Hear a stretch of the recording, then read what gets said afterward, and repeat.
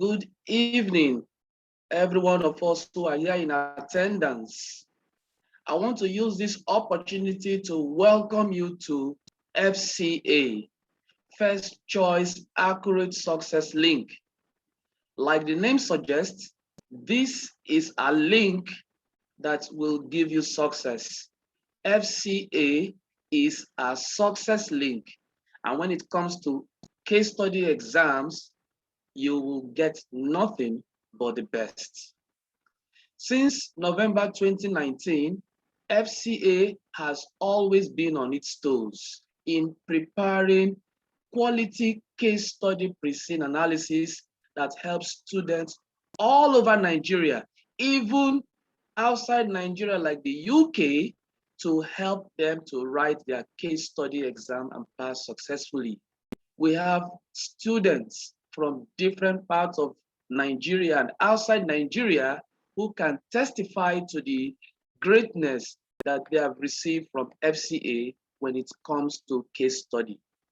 Today, you will get nothing short of the best because we have an able facilitator who will present to you in a way that is clear and understandable, and I can bet you that you will get a good return for your money. So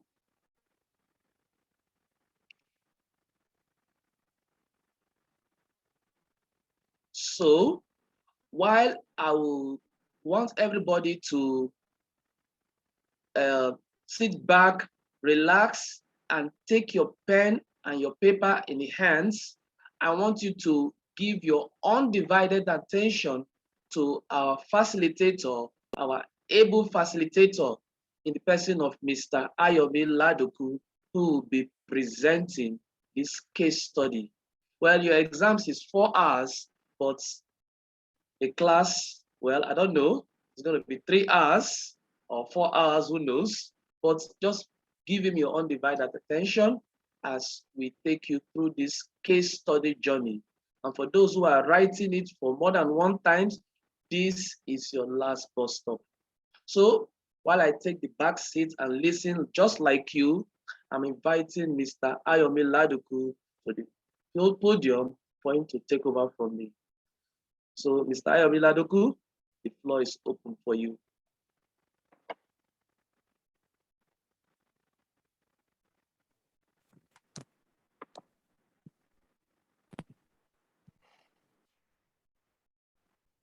Okay, good evening, everyone. Thank you for joining the class. And we apologize for starting a little bit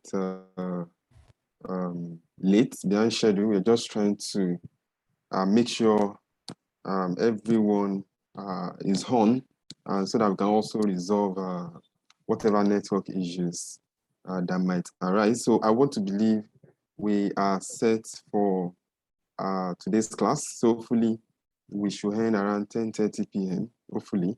So I'll just try as much as possible to tell us probably what you might expect in your exam. And as usual, I'm going the hard way, to try to help you guys to scale through ICAN exam. I'm also aware that I have, wider audience. I know I have a couple of people that are watching. A lot of people get crashed and all of that, but that's okay. The bottom line is we have value for what we are to learn today, and then within my best, I'm going to try to really provide some insights into what you might expect in your exams. Normally, if I want to start a lecture like this, I normally start with what is, what case study really mean. I can decide to, take you through the idea around case study in 1 hour, but I'm not going to do that tonight. What I'll do is, as I lecture, I'll be talking about it so that we can really manage our time. So effectively, I'll go straight into the unseen, the Preseen. So after, building your confidence around the Preseen, then I have to build it to a point that you agree with my position on probably what we expect the examiner from the unseen. And I've received a lot of comments to say the Preseen is quite scanty. There's not much information there. We can't really do anything with it, but I beg to differ or to disagree. I'm going to show you a lot of information, that are loaded on the Preseen, and I want to believe you are quite ready for me tonight. And in case you have questions, I will advise that you put in your question on the chat room when I ask, so that I don't miss it out. Is that okay? So that I don't miss it out. So that will be fine. So I will pause at intervals to entertain your question, and just feel free to put it up on the chat room. Okay, so let's go straight to the Preseen, and if you can jot wherever you are, that will be fine. If you can't, you have access to the recorded video, so you can watch it again for your revision. So we have the case of Z Nigeria Limited, and the examiner has presented to us about 4 exhibits. One is talking about you, Joel Garba, and your employer, Babatunde Farouk Ibazebo, and co, chartered accountant and tax practitioner. So when I saw tax practitioner, so I'm thinking you might need to compose some tax effects on list, right? Maybe. So Exhibit 2, Z Nigeria Limited, History, Operations, Competitors, Board, and Management. And Exhibit 3 talks about 4 years summarized financial statement, 2015 to 2018. And Exhibit 4 talks about board paper number 257. So I'm going to take you through this exhibit in the next couple of minutes. And let's see what information we can really derive from there. Okay, so I just want you to listen, and let me just try and do a lot of insights here. Exhibit 1, about you, Joel Garba, your employer, Babatunde Farouk, Ibazeba and Co, chartered accountant. Then this tells me that this is an external report, because when you look at the exhibit, we have a summarized account for ZDA Nigeria. So I work with Babatunde Farouk, and I'm analyzing the account of Z here. So hopefully, who will take action on that report is going to be the board of ZDA, not the board of my company. And even though in your requirements, the examiner will tell you that the boss has asked you to draft a report for his attention. So that does not make it an internal report. Do you know why? I don't work with Z here. I am analyzing Z here. Even after analyzing Z here, who will act on the report I'm analyzing? It is the board of Z here. If I'm analyzing Z here, and my company is going to take action on it, then probably it becomes an internal report, okay? So we need to understand that. So, and that's quite instructive. So the essence of that is going to affect the tone of your reporting. For example, if I'm writing internal report, under my introduction, I could have said something like, secret to the mail sent to me on November 10th, for example. But because I'm writing external report, I can't say secret to the mail sent to me. So I can say something like, we refer to the mail sent to us on November 10th, where we were required to carry out financial performance of your company and stuff like that. So it's going to affect the tone. So you need to really understand that, okay? So let's move on. You are Gaba, whether you like it or not, for 4 hours on Thursday, November 18, that's your name, okay? Writing the professional level of ICAN examination, you are employed as a trainee at Babatunde Farouk Ibazeba and Co, chartered accountant and tax practitioners. You are reporting to David Ibazebo, the partner in charge of business advisory services of the firm. Your responsibilities include preparing detailed financial analysis and reports as may be required by your firm's client. Naturally, what forms the requirements in the case should be from your responsibilities. So when I look at this, detailed financial analysis, and how do you carry out financial analysis? You go through, some stuff around financial statement analysis. For example, something like ratios or vertical analysis that talks about common size, or horizontal analysis that talks about trend analysis, right? Maybe you can also take a look at working capital. Okay, so that is how to really carry out financial analysis. Okay, so that's what I can expect us to know. But I want to go beyond that on this in my quest. When I checked the summarized account, I don't think financial analysis, by way of ratios and what's it called, trend and the likes, will be appropriate. Okay, and I have reasons for that. So I'm going to show you when we get there. Okay, because there is a problem already. The company needs to come out of that problem. So telling them revenue is declining may not be enough. Telling them they are recording losses, they know already. So most likely they will be asking questions on what they can do to return to profitability. So I'm just going wide so that when you get to the exam, you are fully prepared. Even though I'll still try to help you around the financial analysis, but one other major reason why I think ratios might not be really appropriate is because we're not giving notes to the account. So if I say revenue has declined, what was responsible for revenue to decline? So I don't know, except as part of the unseen, the examiner decides to bring on the notes to the account, then it will be easier for me to, carry out a nice financial analysis. So if I want to explain revenue, I can just think of general issues that would have made revenue to decline. For example, adhesive competition, sales strategy is not effective, there's no adequate promotion and advertising. Did we withdraw any of our product line or service line during the year? Do we have product quality issues? Those are the stuff that can make my revenue to probably decline, all right?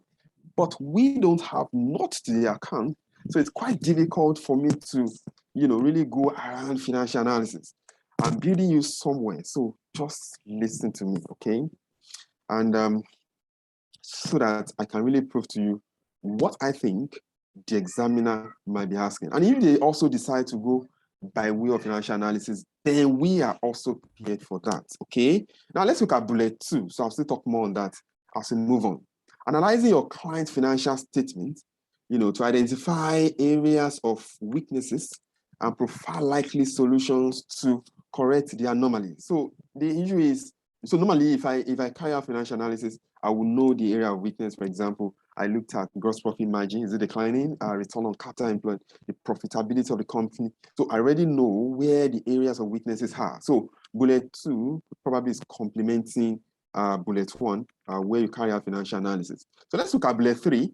It's saying assessing operational strategic business proposals, to see how each aligns with client objectives and its impact on its business and financial risk. Oh, business proposal. So, okay, so that may talks about maybe ZDN Nigeria is going to, get some supplies to do to hospitals or pharmaceutical and all of that, based on their business focus. And you might need to appraise those projects or those contracts to see whether they align with their objectives and what will be the impact on business and financial risk. Okay, I still don't want to go that route, right? I still don't want to go that route. It's quite possible. So in that case, you might need to understand NPV, maybe depending on the scenario. You might need to understand or revise contribution analysis, okay, depending on the scenario as well, all right? But I still don't want to go that way because there's a problem in this company, and I don't think, this will be the issue for now, okay? But let's move on. Assessing your firm's financial and business forecast together with assumptions upon which they are based to form judgments and recommendations to their respective board. So that talks about business forecast, maybe projections, budgets, and all of stuff, or they try to give you a strategic plan in figures and try to also assess, so that you can see the issues you can, take out of it and prefer recommendation to your board. But by the way, don't forget, the whole essence of case study is to test your competency when you are faced with real life scenario. Okay, so as an accountant, what do you really do? So that's exactly what you are going to demonstrate to the examiner on Thursday. Okay, so you need to be aware of this. So you need to understand complex business scenarios and able to draw a conclusion and recommendation. So you need to understand that. And the last bullet here is saying drafting report for your partner's perusal and approval before sending to your client. So that's always the case, even when you're writing internal reports. So your boss or your partner or your supervisor has to review, before the report is being sent to the client. And there is an argument here to say, there's a confusion in the here online. I read a lot of stuff. Some people will say, do I need to draft internal memo to address my boss before I do the main report on a letter-headed paper? My question is that going to really fetch you mark? Because in the ICAN, marking scheme, I don't think they will give you marks for that. Okay, so what matters or what should bother you is the quality of the content of your reports, I think. Okay, so don't bother about yourself on do I need to do table of content, do I need to, those are waste of time as far as I'm concerned. All right, so what bothers you is to understand the structure of your report, where your cover page will be standing, your executive summary, how do you start your introduction, what are the issues or the points you're going to raise on that. Okay, how do you go about your analysis, how do you conclude, make great recommendations. So that should bother you. Okay, all right, so know and the tone, when you're writing. Okay, so you don't just put up what you don't understand on that report just for writing's sake. Okay, because probably when they're marking, you don't know the area they are going to assess when it comes to your report. And at every given time, you should be able to give them something to think about. Okay, so let's move on. Your report or your responsibilities demand that you keep yourself abreast of the business and economic environment, both nationally and internationally, so as to be able to carry out the task effectively. I won't be surprised that some of you guys are online, you've not even checked the Preseen before now. And that is really dangerous, okay? By now you should have familiarized yourself with the entire Preseen, even if you can't really make any meaningful insights around it. It doesn't really matter. That's why you are here. So we can really help you around that. Okay. So, and this is also important, even in a real life scenario, then you need to, know what is going on in the industry, because one way or the other is going to have impacts on your analysis. So let's go to Exhibit 2. So before I go there, do you have any question for me? So I can just take about 1 minute break. Exhibit 2. Any question for me? So let me take some water, right?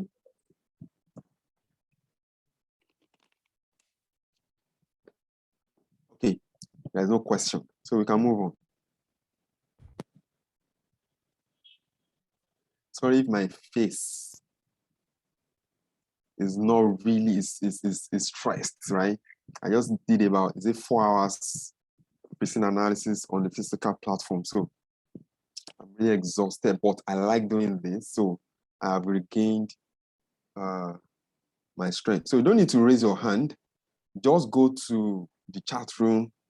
If you have questions, just go there and put it in. But I advise that when I ask, that's when you ask those questions. So because if you ask along the line, I may miss it out, okay? Because of so many stuff that can come. So are you saying it's an internal report? No, it's an external report. If you listen to me carefully, okay? It's an external report, and I've proved that to you. Okay, so let's move on. All right, thank you. Thank you. Okay, so Exhibit 2, please listen to me so that you don't go and copy and paste what is not in your reports, okay? On Thursday, ZN Nigeria, history, operations, competitors, board, and management. ZDA Nigeria Limited was established in 1995 when 4 friends who worked in different industries, but all graduates of chemical engineering, came together to explore business opportunities in air gases. One of them, Dr. Gbadebo, has worked as a production manager with one of the leading companies in the industry, that's here Liquid Nigeria PLC, for several years. The others had the following work experience. Dr. Theophilus lectures at the Department of Chemical Science in one of the federal government universities for several years. He's currently a professor of chemical engineering. Raji Aya Galadima worked for several years in one of the oil exploration companies in Nigeria, where he recently retired as a director, and Dan Chukuma worked in one of the leading manufacturing companies in Nigeria as general manager, factory operations. Then the company's factory is located in Ngombe Industrial Estate in Apapa. The company's factory was commissioned by Lagos State Commissioner for Trade, Commerce and Industries in February 1996. Then I asked myself, what's the examiner trying to tell me here? So let me quickly tell you. Remember, this is an exam scenario, and it's trying to make you to familiarize yourself with the background information of the company. I am standing to tell you here, you cannot write the brief history of the company on your reports, and I can prove that to you. Now listen, you are writing to the board of ZDA. You don't start telling them that their company was established in 1995. They know that already. What you do to them is to provide professional advice on their present predicament. You can't start telling them the brief history to say, you're not telling them you have 4 friends that work with different industry. You are graduate of chemical engineering. You are wasting time, okay? But I'm not saying that there are no situations where the brief history of a company will be required. For example, let's say ZDA Nigeria want to acquire another company, and that was the case scenario. So in that case, you can decide to tell them the brief history of that company they're about to acquire. So that makes sense to them because they don't know anything about the company. But I can't be writing to the board of ZDA and I start telling them that your company's factory is located in Igom. It's wasting a lot of time, except they are not the one that is going to take action on this report. Probably you are doing competitor analysis and all of that, then that will feature. So you need to understand that. I'm not forcing it on you. I have to prove it to you. When I lecture case study, I don't force it on people. I tell you why it will never fly, okay? And you see so many reports flying up and down, and you are confused already. So you yourself, you can judge to say, does it really make sense? For example, I work in a company in real life, and I write a report to the board. I can't be telling the board when my company was established. Does it make sense? So you need to understand that. But because it's an exam, the examiner needs to brief you so that you can familiarize yourself with history, okay? But it doesn't also mean you have to entirely leave it out. For example, if I have to use business models such as SWOT, on this case, I can pick some strengths around here, all right? All of them has nice background so that they can feature well on this platform. So that will work. So that's part of the reasons why information like this is very important. So you need to take note of that, okay? So that when you see stuff flying, you know what to do. Now, let's move on. They now said the company has been one of the leading companies producing medical gases and has also ventured in the provision of gases for food and pharmaceutical. Oh, this is quite interesting. So that information was not there for fun. They said they have been one of the leading companies. That means at some point they have been making,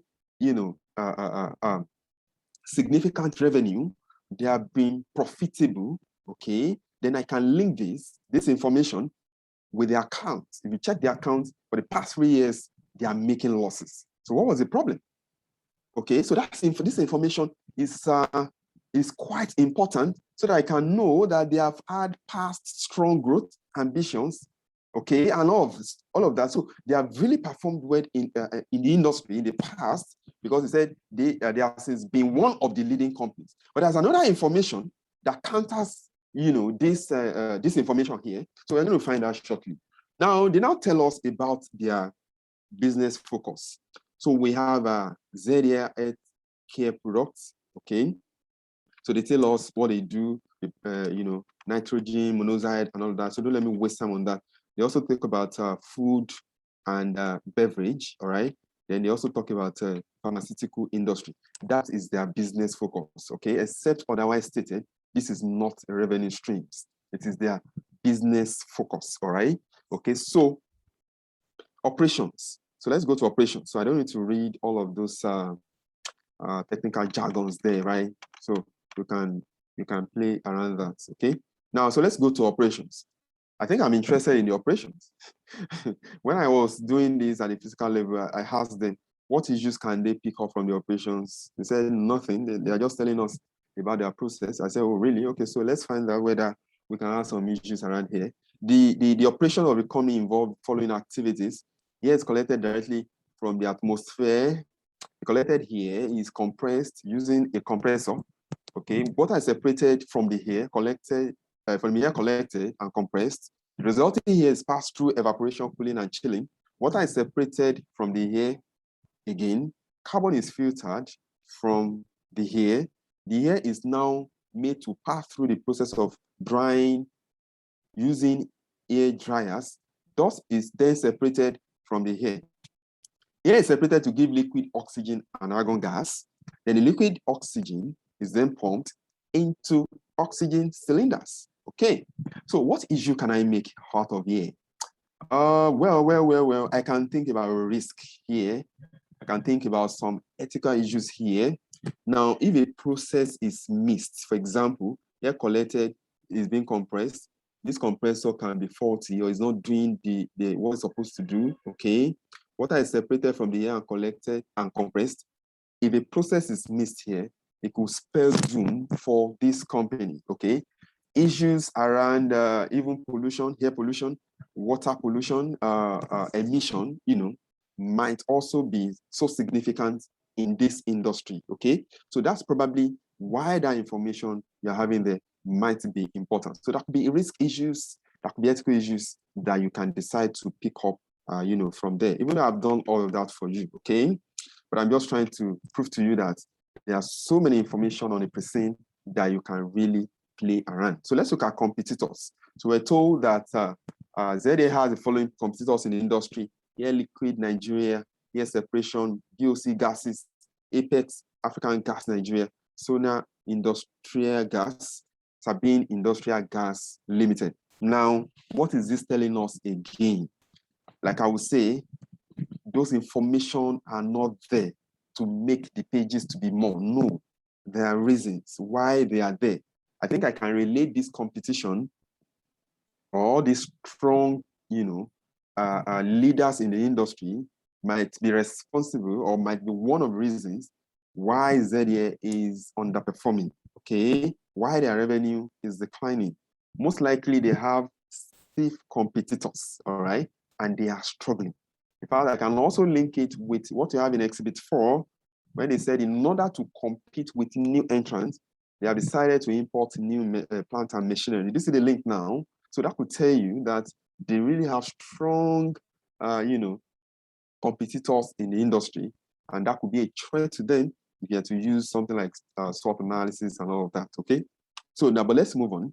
Now said, Air Liquid Nigeria PLC is the market leader. That was not there for fun. Followed by BOC Gases, okay? Others are operating at the same level with ZDA Nigeria Limited, and each is struggling. That sound a bell to me when I read it for the first time. It said ZDA Limited, and each is struggling to move up to the third leading supplier. Remember, they told us earlier that ZDA has been the leading company. So something happened along the way. They are even struggling to be the third, all right? Now, however, each of these companies have their various areas of strength. Some concentrated on industrial gas, while ZDA concentrates on healthcare, food, and the pharmaceutical industries. Okay, that's really nice. Okay, so what do we make out of this? Now, let me read that again. What really interests me, underline. So let me try to see if I can highlight that. Okay, sorry. All right, brilliant. Now look at that.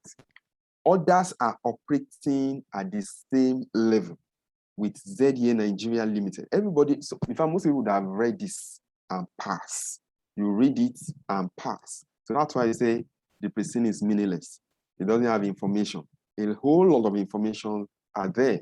Others are operating at the same level with ZA Nigeria Limited, and each is struggling to move up to the third leading supplier of various gases. So I'm thinking the examiner might decide to test benchmarking. Okay, so you needed information on benchmarking. I don't need any additional information on the unseen for me to carry out benchmarking. Remember, they're already having serious financial problems. They are also facing stiff competition and they are struggling. So most likely, they needed to benchmark the operation with maybe one of the industry leaders so that they can identify areas of weakness so that they can really improve on their operation. So most likely, you'll see benchmarking. So that's just my idea. It's highly, is it probable now? Okay, so that's it. Board and management. Board and management. The board is being run by the company is being run by a board of 6 members. The chairman of the board is Professor Tunde Ijilola, a retired medical director of Lagos Teaching Hospital and a professor of surgery. He has several years of distinguished service to many of the teaching hospitals in Nigeria and has once served as Federal Minister of Health. He was invited to the company. He was invited, did you see that? To the company by 4 promoters to take advantage of his wealth of experience. Oh, okay. He holds 10% shares in the company. Other directors are Dr. Mbadiwo Theophilus Yaya Dan Chukuma and Dr. Julius Unduaka. Okay, sorry. Now, so we're giving the share structure. They are not there for free, okay, or for fun. Then, so there's really reason for that. Now, so when you look at the board structure, let me quickly address some issues here. I also see so many comments flying around. Some people were saying no one person should be MD, Chief Executive Officer. What's even the difference? Okay, don't start putting up all of these issues, that will never fly on your reports. So I just imagine Emeka will be making, you'll be laughing. MD CEO, okay? Let me even take you up a little bit. Even if they say this Julius Nduaka is the chairman, MD CEO, there's no issue there, okay? There's no issue there because this is a limited liability company. So this is not a corporate governance issue. Limited liability companies are not compelled to comply with the code of governance, all right? Except you are in banks, code of governance for bank by CBN, insurance company, or you are listed on Nigerian Stock Exchange in Nigeria, for example. That's when you are compelled to do that. Even though limited companies are encouraged to also, comply with the code, okay? But it's not really a compulsion. So it's not an issue as far as I'm concerned. So even if he's a chairman, because the code says no one person should hold the position of chairman, the MD, chief executive officer of a company. So you need to understand that, okay? But I might think that this information might be relevant, maybe on your scene, because this guy was invited. So is he a preferential shareholder? I don't know. So maybe so that gets you thinking, okay? Now so these are the percentage shared. Like I said, these are not there for free or for fun. Now look at this. I'm interested in this. They didn't also say this for free or for fun. Okay, so, and a lot of people would have read it and pass. The authorized share capital of the company is 200 million of 50 kobo each, out of which 180 million have been issued. Okay, so if you multiply 50 kobo on 200, you should get the equity capital on that account. That should give you 90. Okay, 50 kobo on 180 million, that should give you 90 million, right? So that's what you have on that account, but it has not been fully subscribed into. Is it going to have impact on our analysis? Okay, my answer, based on my thinking, is yes, okay? So now, but we are going to get there in a moment. Now, let's look at management. So we told Dr. Julius Unduaka, Deba Falabi, Emmanuel Rabo, Aija, Johnson, Kushofa, and all of that. So we're giving their position in the company. Then I also see people making issues out of here. They don't have a legal officer. They don't have procurement manager. A lot of issues. You don't really need to bother about that. Okay, you don't need to bother about that. Remember, there is a problem at hand, and as a professional, you needed to provide solution to for this company. Why do I bother about you don't have legal and all of that? Okay, legal officer and all that. Okay, so I'm not saying those are not issues. All right, I'm not saying they are not issues, but as far as the case scenario is concerned, remember you need to really deal with your requirements. Okay, you really need to deal with those 2 requirements or 3 that you see in your exam. So that's what you should bother about. Somebody also mentioned that they didn't tell us their qualification. Those are the things that fly up and down, and a lot of candidates are confused. So I don't want you to be confused. You don't need to, start thinking about qualification. Somebody also made mention that the MD is not a shareholder. A shareholder does not make you an MD of a company. You can be appointed. Is that okay?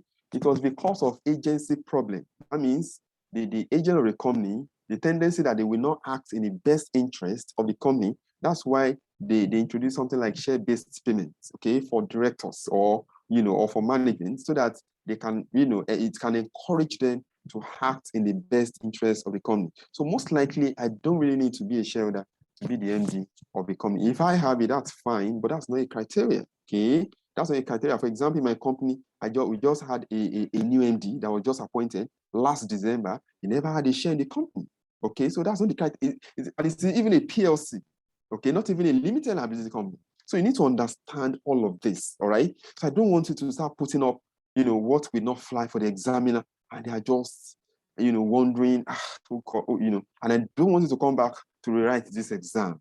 So this, if you're writing for the first time, this is your first and the last, by God's grace, they say you're writing under another professional platform, all right? And if you have written it before, this will be the end. So you need to really understand all of this. And that's why I'm here, so that I can trash all these issues, okay? Please, it is very important, okay? The roles of the board were not stated. Is that not an issue? That is not an issue, okay? That is not an issue. So just ask all your questions, I will address them. So if they didn't say the role of the board, it's not an issue. You can't really put up all the information on this, case scenario. It will be too cumbersome, you're even tired reading. So they can't really put all of that. Naturally, we know the role of the board, all right, to provide leadership, for the company. So all those ones are not an issue. I am on Exhibit 3, okay? Statement of profit or loss account and other comprehensive income. If you have not listened to me since I started, you need to listen now. This is a crucial time, please. So you really need to listen. Put me on loudspeaker. So people that are at viewing center and you are viewing me. People at the viewing center are viewing me. Oh yeah, I'll increase the volume. Okay, so let's take a look at the financial analysis without computing ratios or trend or common size. I can make a lot of meaning on these accounts. And I will tell you why, or most likely, you may not even be required to compute ratios, even though I'm going to prepare you on that as well, okay? But my thinking is the examiner might go a different way, and I'm going to show you why. Now, let's see. Revenue in 2015 was 776. It increased to 941 in 2016. 2017, 876. 2018, it declined again to 860. Okay, so let's say, for example, from what I've seen flying around, I see something like analyze the performance of the company. The analysis should include changes in revenue or key changes in revenue, cost, and overhead. Okay, that's brilliant. That's part of ICAN past questions, all right? Then I have an issue here. How do I analyze this revenue when I don't have notes to the account? So it's worrisome. So how will I know what made, the decline from 2016 to 2017 and 2017 to 2018? I can't continue to write to the examiner to say revenue declined, for 2 years. So what was responsible for the decline? And that is exactly what will earn me marks. But I don't know. I can only know if, for example, I was given revenue streams or notes to the account that can explain the reason why the revenue was declining. But we can think of general reasons. Okay, for example, stiff competition, quality issues, they have increased their price. Price increase can be responsible, because I increase my price, people are not buying from me. What else? Inadequate adverts, okay, can also be responsible. I might be struggling in my operations, all right, that is affecting, my sales, okay.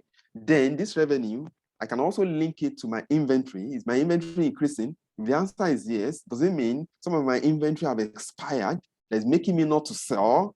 So those are general reasons, okay, that you can think of. But we don't have those information. So it's quite difficult to really go that way. But if you must go that way, then that means you have to check the tone of your report. For example, then you tell the examiner to say, the decline in the revenue, the decline witnessed in revenue might be as a result. So might, because you're not sure. I don't have the information.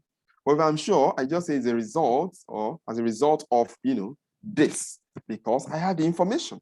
So once again, I don't have the information. So how do I explain to the examiner key changes in revenue? If you have seen a report like that, let them pick it up with me. How did they know? I don't understand. Okay, I don't understand, then they should come and prove it to me. There's no note to the account.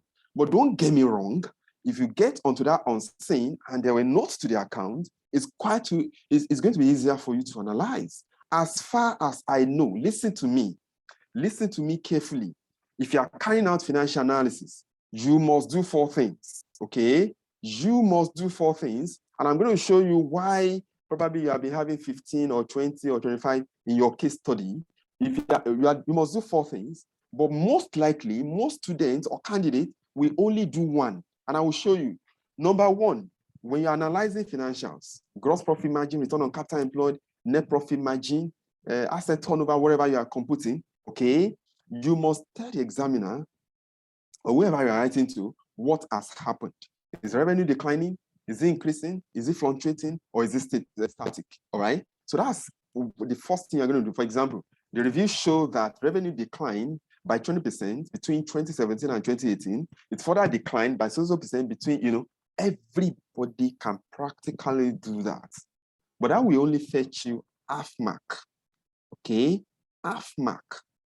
Out of 4 for a box, half mark. I have 3.5 marks to go. Number 2, you must explain the reason for the decline. How many marks is that? I'm coming back there. Number 3, you explain the impact of the increase or the decrease or the decline. For example, if revenue is declining, then it's worrisome. Okay, the impact on my business operation might be that I may not have enough fund or resources to finance my operation. So that's the impact. That will also fetch another half mark. Then you can now recommend to, to say, what can they do to improve if it's a decline, or what can they do to sustain if it's an increase? Okay, so 4 things. That will also fetch you half mark. So if you have done 1, and most likely you will even do number 3 and number 4, okay, you just scored half out of 4. So that's why by the time they add all the half, at the end of the day, you have something like 15, 18, because you don't understand financial analysis. But number 2, which will really explain the reason for the decline or the increase, will fetch you around 2.5 marks.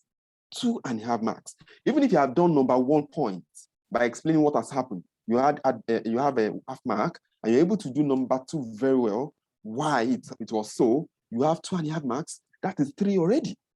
Even if you don't do business impact, or make recommendation, at least there's no way you won't get halfway by the time they add up. So you need to understand this. But once again, I don't have the reason for revenue decline in my note to the account, or the note to the account was not provided.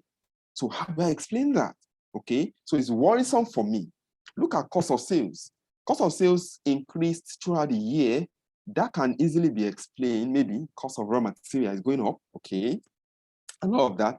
Though, again, we don't have information to substantiate that.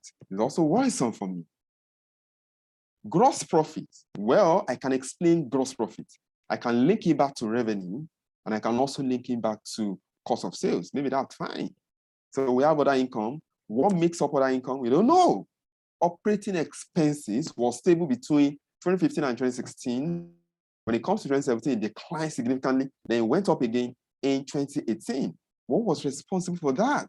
I can only say maybe adverts, maybe operational, the mode of the operations, what they spend on daily basis. Okay, so might be responsible, but how do I substantiate that?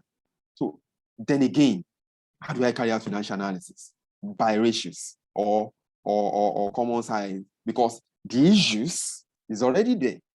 The company already know they had issues. Okay, then what will they be asking you to do?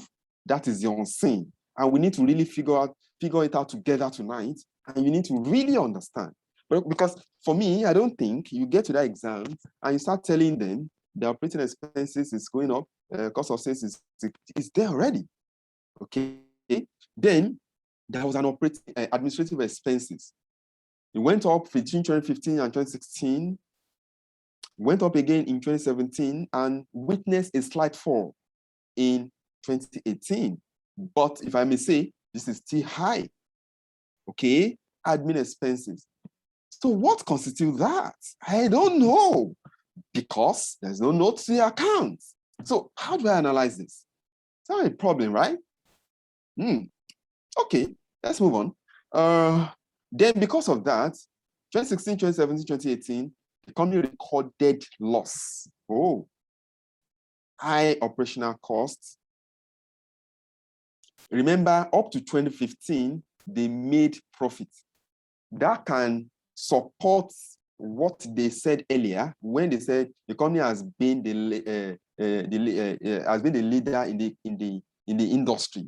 Okay, but all of a sudden, from 2016, there was a serious problem, and consecutively for 3 years, the company has witnessed accumulated losses for 3 years.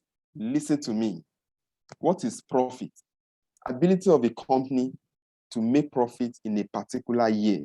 So when you remove all your expenses from your revenue, then there is something that is left over. That is profit. What is profitability? The ability of a company to continue to make profit year in, year out. All right? That is, they will say the company is profitable. So that is profitability. Now, let me take you up again. What is the objective of a company or of a business? If it is not a not-for-profit making organization, the objective will be to maximize profit. Please listen to me. I'm building you somewhere. So if my objective or the objective of Z in Nigeria is to maximize profit, okay? And all of a sudden, from 2016, they can no longer make profit. They are now making losses, okay? Then there's a serious problem.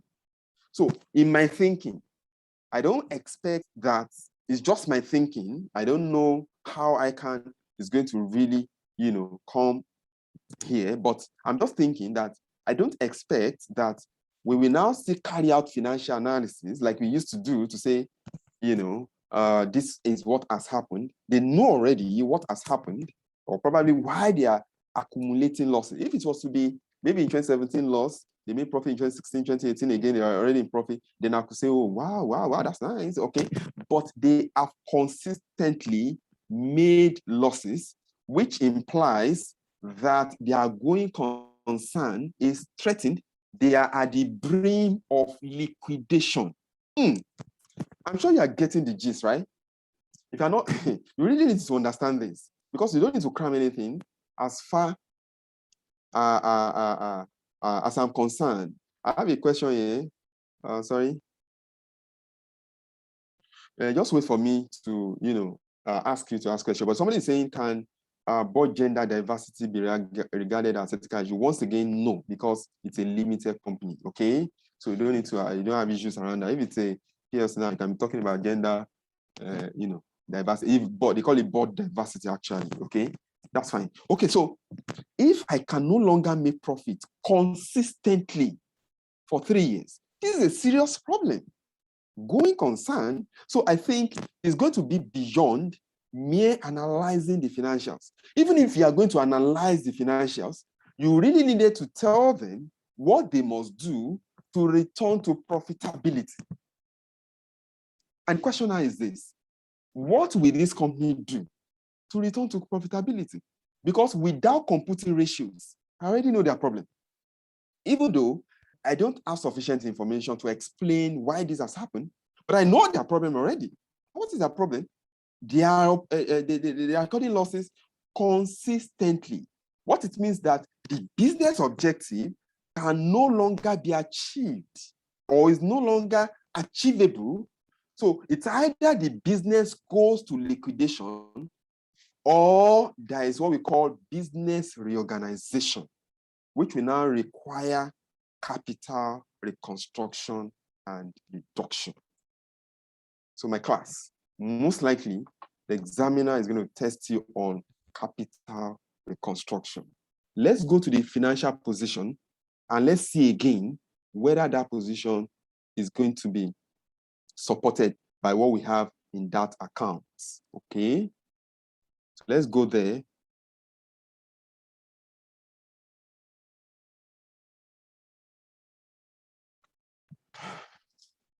Let me say it again. I can no longer achieve profits. I have been making losses consistently. I am about to liquidate. I am at the risk of liquidation. In order to salvage the company, you can't start telling them they should find a way to reduce their admin expenses. It's there already. There's a serious problem. Okay? How do they eliminate those accumulated losses? What they can do is capital reconstruction if they don't want to go into liquidation. Remember, case study scenario is always a problem, right? That accountants find themselves in the real life scenario. So if you are faced with this in a real life scenario, what do you suggest to the company? Okay, so you can't just be telling them find a way to reduce admin expenses. It's really beyond that. That's why I said you needed to understand this complex business scenario and be able to draw up conclusions and recommendations. Okay, so that's the issue. So let's see whether this will be supported again by the statement of financial position. Look at the non-current asset, property, plant, and equipment. You could see that we have it was declining actually. Okay, 432, 392 declined, 392 to 365 declined, then went up a little bit in 2018. Okay, so how do we substantiate that? Maybe schedule of fixed assets, but we're not giving whether there were disposals, revaluation and all of that. So we don't know.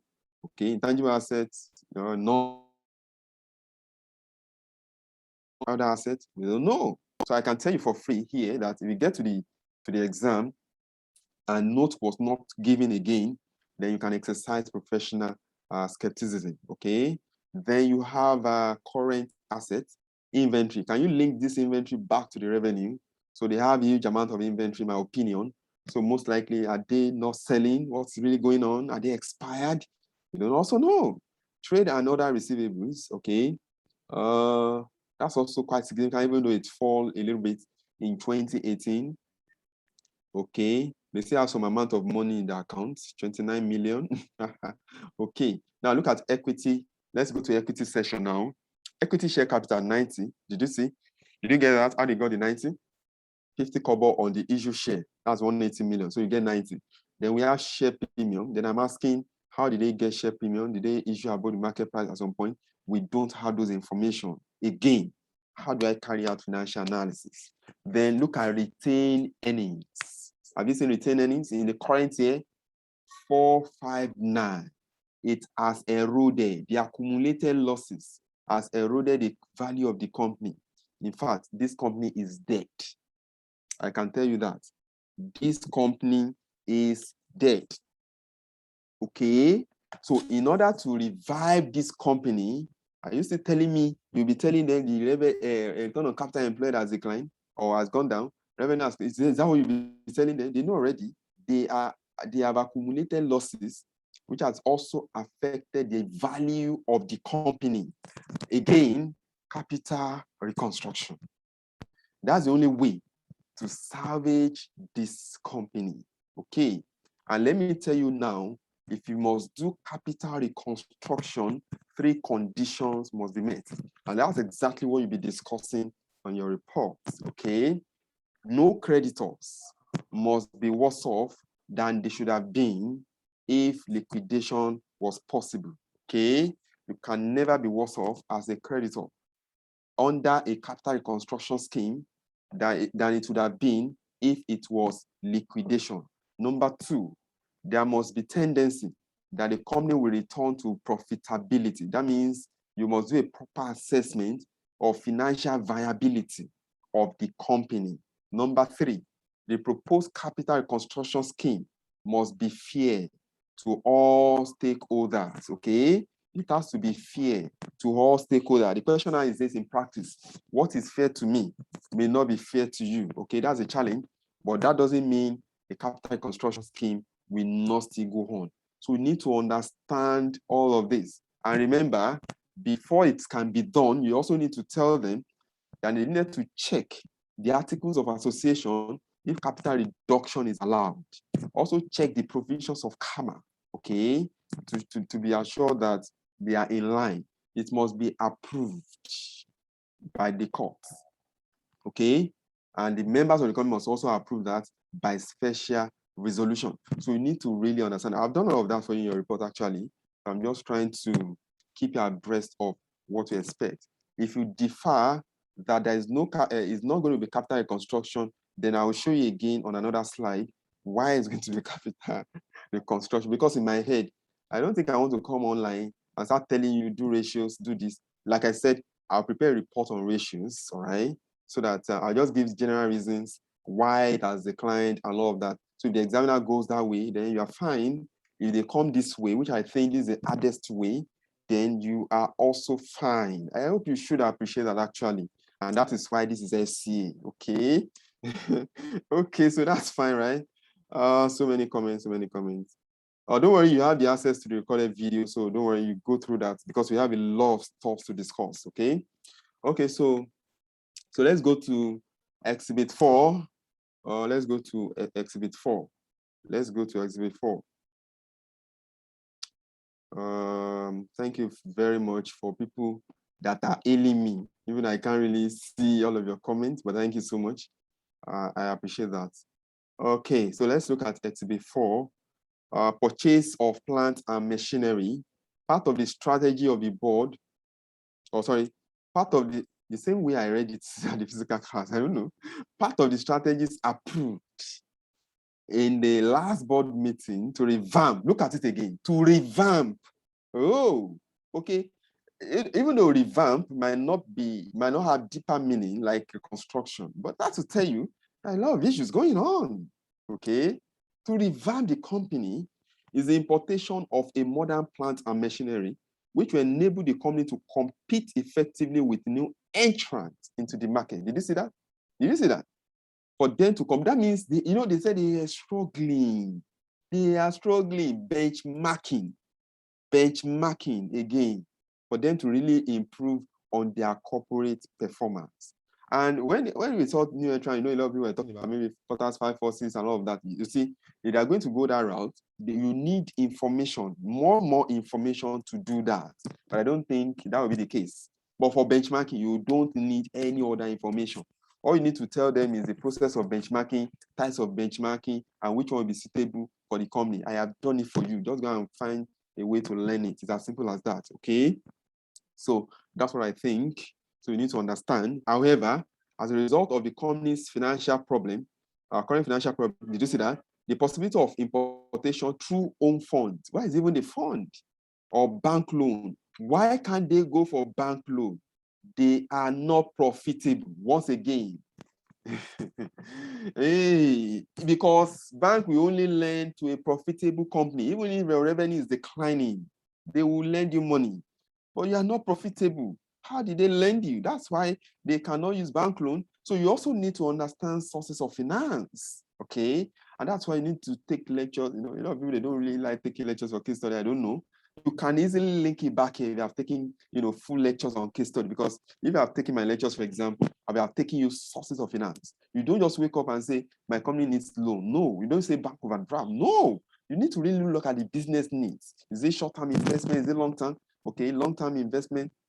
You look for long-term source of finance, for example, and all of that. So despite the fact that in the current year, the company doesn't have debt in their capital structure, they can still not use loan. It's a serious issue. It's a serious issue. And once again, they need to do something quickly if they don't want to liquidate. Therefore, the management is seeking board approval for the company to finance purchase through finance lease. Okay, finance lease. Maybe IFRS 16 is going to come up. Okay, while you have to compute net present value of lease obligation, and IFRS 16 requires that the lessee, remember, ZDA will not be the lessee now, in the account of whoever they are listening from, that one will classify it as either finance lease and operating lease. But finance lease here tells us that ZDA will have responsibility, around the plant and machinery they really want to maintain, and all of that. So, and IFRS 16 now requires that at the commencement of the lease, the lessee must recognize a right of use asset and lease liability. Lease liability is computed at the present value of lease payment that has not yet been made, using the interest rate implicit in the lease. If I'm not giving interest rate implicit in the lease, I'll be giving lessee's incremental borrowing rate. So I can also use that. If I'm giving the two in an exam scenario, I use interest rate implicit in the lease. If I'm not giving the two at all, then there's a formula you can use to compute that, okay? So if you have probably passed corporate reporting, you might decide to read or to restudy IFRS 16. Just even though I'm going to take you how to do the computation so that I can also have wider understanding. Okay, so that's very important. So most likely you're going to compute the net present value of lease payments. Okay, and they can also ask you what will be the effect on the account. That's on the gearing position. Remember that under IFRS 16, you need to recognize lease liability as on balance sheet financing, unlike IFRS 17 that requires that leases should be done as off balance sheet. Okay, so that is that. From our findings, the period of the lease will be 5 years with annual repayment of 5 equal installments. The first installment will become payable after the first drawdown. So that is be payable in arrears. And that's exactly what we have been reviewing for the last few days since it has been released. And I am sure you have gained a lot of insights, even from the person. Then we can go and sleep, right? Or we should do the unseen. Okay, I'm going to do the unseen. Oh, okay. Someone said I should recap on lease. No, I won't recap. I'll still take you on the appendix, okay? So I'll do the recap. I'll do the recap when we get there. Okay, so if you have questions now, can you ask me before we move on?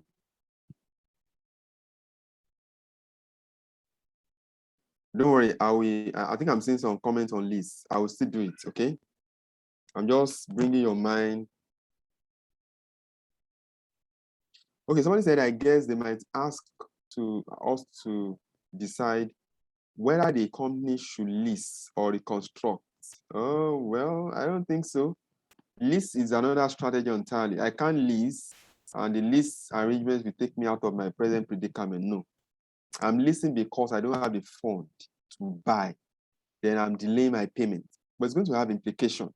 What's the probability that I will even honor those payments at the end of the year? Okay.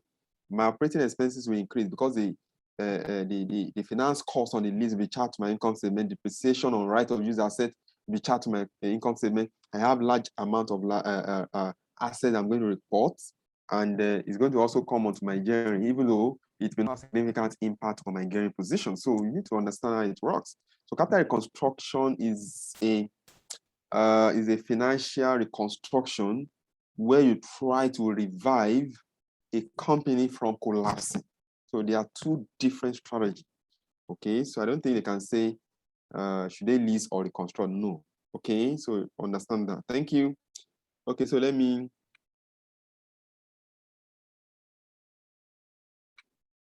see some comments again.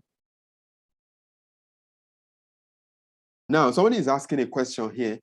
Please, sir, what if we get into the exam and the company has started making profits? Will capital reconstruction still survive? Obviously, no. They have done something that makes them to return to profit. So you do your normal analysis, and most likely they give you notes to the account, but I can assure you that's not going to be the case. There is a problem. So as an accountant, what do you tell them to come out of that problem? Let me tell you why it's going to be like that. May 2017 exam, Jaga Jaga PLC was a Samsung case. Samsung had an issue, and some of the brands of their phone that we get that normally gets fire, okay, they just blow up, and they did something to correct that error. So when and ICAN brought the case up, so they brought the problem up, not what they did that makes them, because if the company has returned to profitability, what am I analyzing again? Okay, so or except maybe they just wanted to explain what happened in the last 4 years with what happened now, which is rare. Okay, which for me, this is just my personal opinion, and I've been on this case for how many weeks now? Okay, so that's what I think, but it's possible. So if it's possible, just go ahead with your normal computation. Okay, that was a very nice comment or question. Okay, sorry, let me just pick some questions. Somebody is asking any possibility of model. Yeah, I said it. Maybe I'm just coming in benchmarking. Okay, I'm suspecting benchmarking. Okay, somebody is saying lease or buy. They can't buy.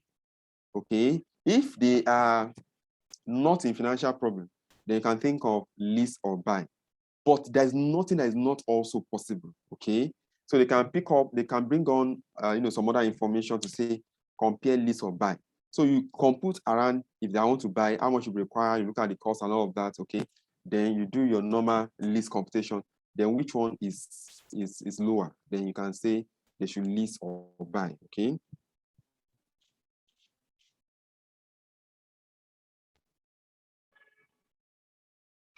Okay, treatment of lease in CR and treatment of lease in SFM, of course, they are the same. Maybe here you might now be computing tax effect or tax allowance, okay, on lease. And I'm going to show you that. Remember, this is a tax, it's also a tax practitioner. So maybe tax will now feature.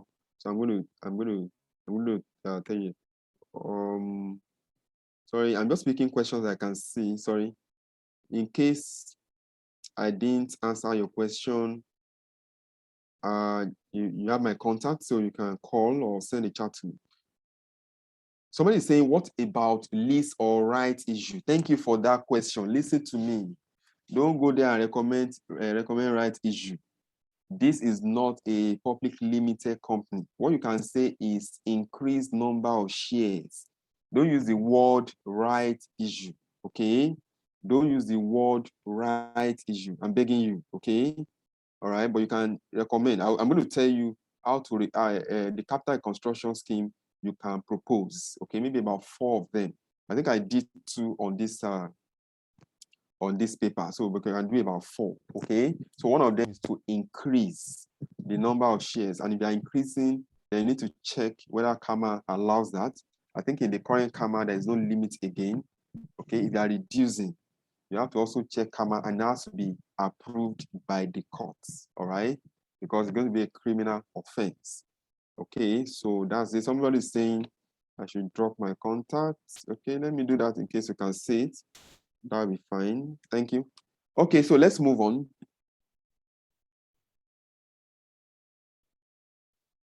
Okay, because ZDA is struggling, can they merge? Is also possible. Okay, but the question is, which company want to merge with a company that has accumulated losses? That's the issue. Okay. Let me look at this last comment. So I'll take this last, so we go straight, we move on. In ICAN CS PAC, it was stated that background of the company as well as current problem should be stated while writing an external report. Please kindly shed more light. Yeah, I think I explained that. They are very correct, okay? So you can talk about background of the company, but the issue is it applicable to every case scenario? So my answer is no. For example, I can't be telling this company that they are established in 1995. I don't think I want to do that. It's a waste of time. But they're actually correct. Remember, the PAC will tell you what is expected, but might not be applicable to every case scenario. So you need to understand that. But the current problem can be stated. And what's the current problem? They are accumulating losses. So I think you understand that. So that's fine. Somebody is saying, can we have an issue of liquidation versus capital construction? Obviously, I mentioned that. Instead of going to liquidation, then I want to salvage the company by reconstructing the capital, okay? So let me see if I can show you why I think capital reconstruction or business organization will be appropriate. So I have this material for you, so you can also go ahead and look at it.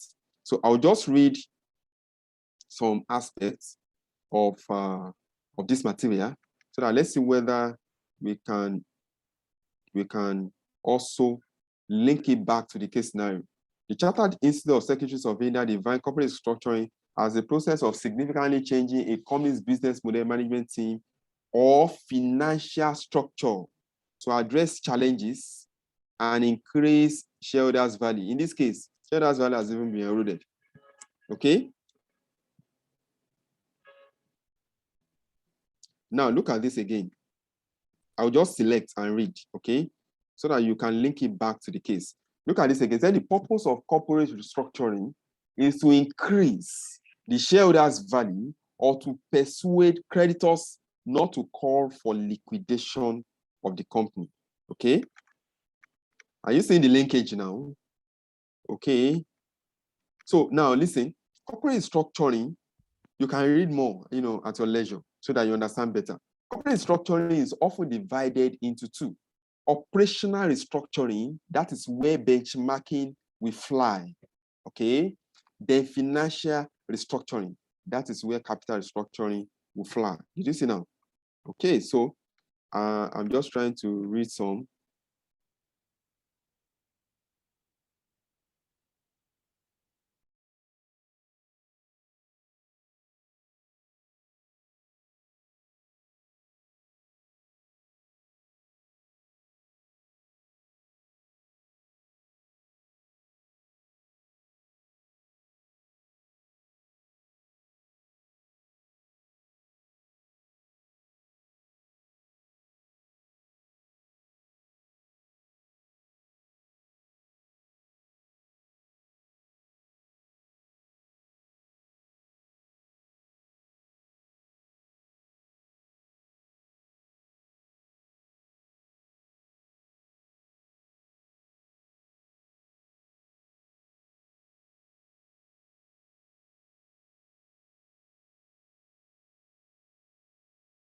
Okay, sorry about that. I don't know what really went wrong. I guess it's the network.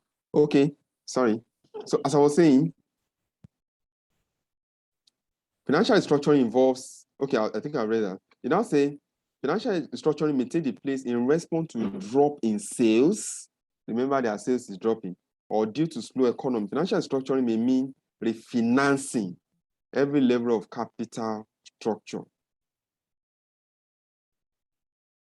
Okay, so that is also very important.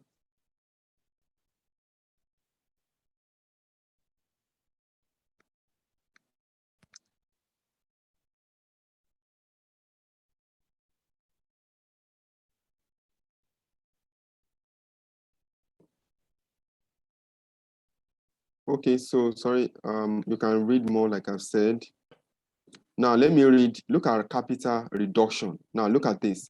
So I'm going to read this for you and you can take it up. So I'll send the material to you as well so you can go through it. Now look at this. A company may wish to reduce its capital in line with a smaller level of operations. Capital reduction is a reduction in par value of shares to write off accumulated losses. Have you seen that? Okay, capital reduction, can you see? Is the reduction in par value, can you see? In par value of shares to write off accumulated losses. Can we link it back to Z here? Obviously, yes. So what's the meaning of par value? So how much is the value of share per one? So in this case, it was 50 kobo.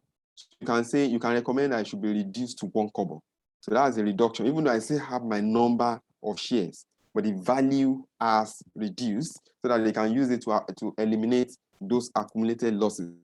This implies that a reduction in the nominal value of the paid up capital. Did you see that? So that's why I told you that that line, that information on paid up capital is very important. So capital reduction is usually necessitated. Look at this again.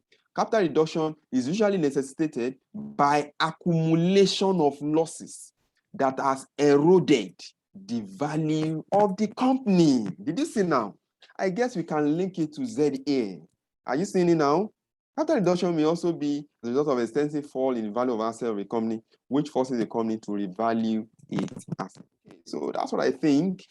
All right, so you can pick it up from there and study more on that. So that's why I think you might want to go by way of reconstructing the business. Okay, can we get the material this night? Obviously, yes. You're going to get everything. And to start going viral.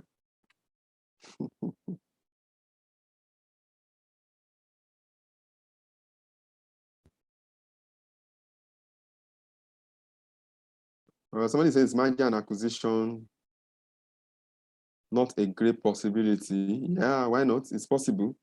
But like I said, who want to acquire a company that has accumulated losses? So that's the issue. So I think their case is beyond merger. Remember that merger is strategic. Okay, you're looking at organic growth. That's you're trying to look at your operation and try to grow internally, or by way of mergers and acquisition. So if you are going by merger, so you're already looking at a well-established company that already had the facility, they have the markets and all of that you want to merge with, okay? And they are making some profit. So this is, for me, is beyond merger, but anything is possible, okay? You cannot say never, how did they say it? Okay, so let's go to what we are waiting for. Unseen, this is my suggested unseen.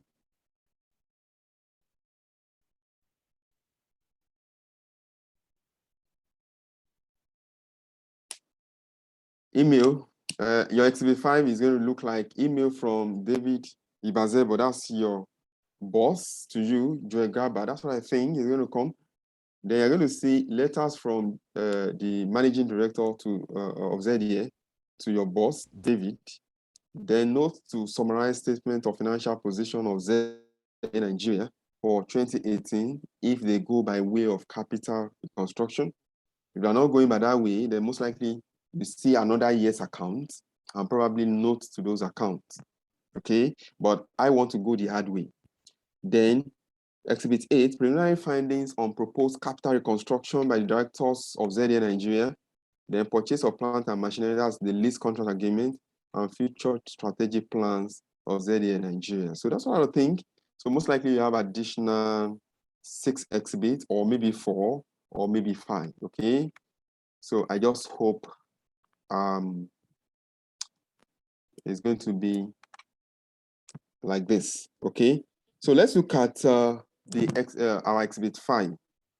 Following our discussion on the above subject matter or Monday review meeting, I would like you to peruse the attached document, exhibit 2 to 8 from ZDA Nigeria Limited, one of our major clients, and let me have your recommendation in form of a written report for my review before sending to our clients next week. ZDA Nigeria Limited is one of the oldest air gas companies in the country. And the company has since been one of the leading companies producing medical gases and has also ventured into the provision of gases for food and the pharmaceutical industry. The company has been performing well until the last 3 years when it started accumulating losses as a result of state competition from new competitors that have encroached into into its core business with better technology, manufacturing, and management processes. The board of the company has recently agreed that the shareholders, or agree with the shareholders, to carry out a major reconstruction of the company's business operational processes, and this will include capital reconstruction and reduction. The board is optimistic that it will obtain cooperation of the company's secured and unsecured creditors. I'm not sure whether they are going to have that, so I'm just thinking aloud. The board is also of the opinion that the company will return to profitability after the restructuring and will be able to reward its shareholders and adequately compensate the creditors. During my telephone conversation with Dr. Julius Undoaka, the CEO of the company, he informed me that although the board is not envisaging any loss of jobs to its employees, but where this occurred, the board and management of the company have good rapport with the house union, and this will not, and it's not likely they will pose any major threat to the restructuring exercise.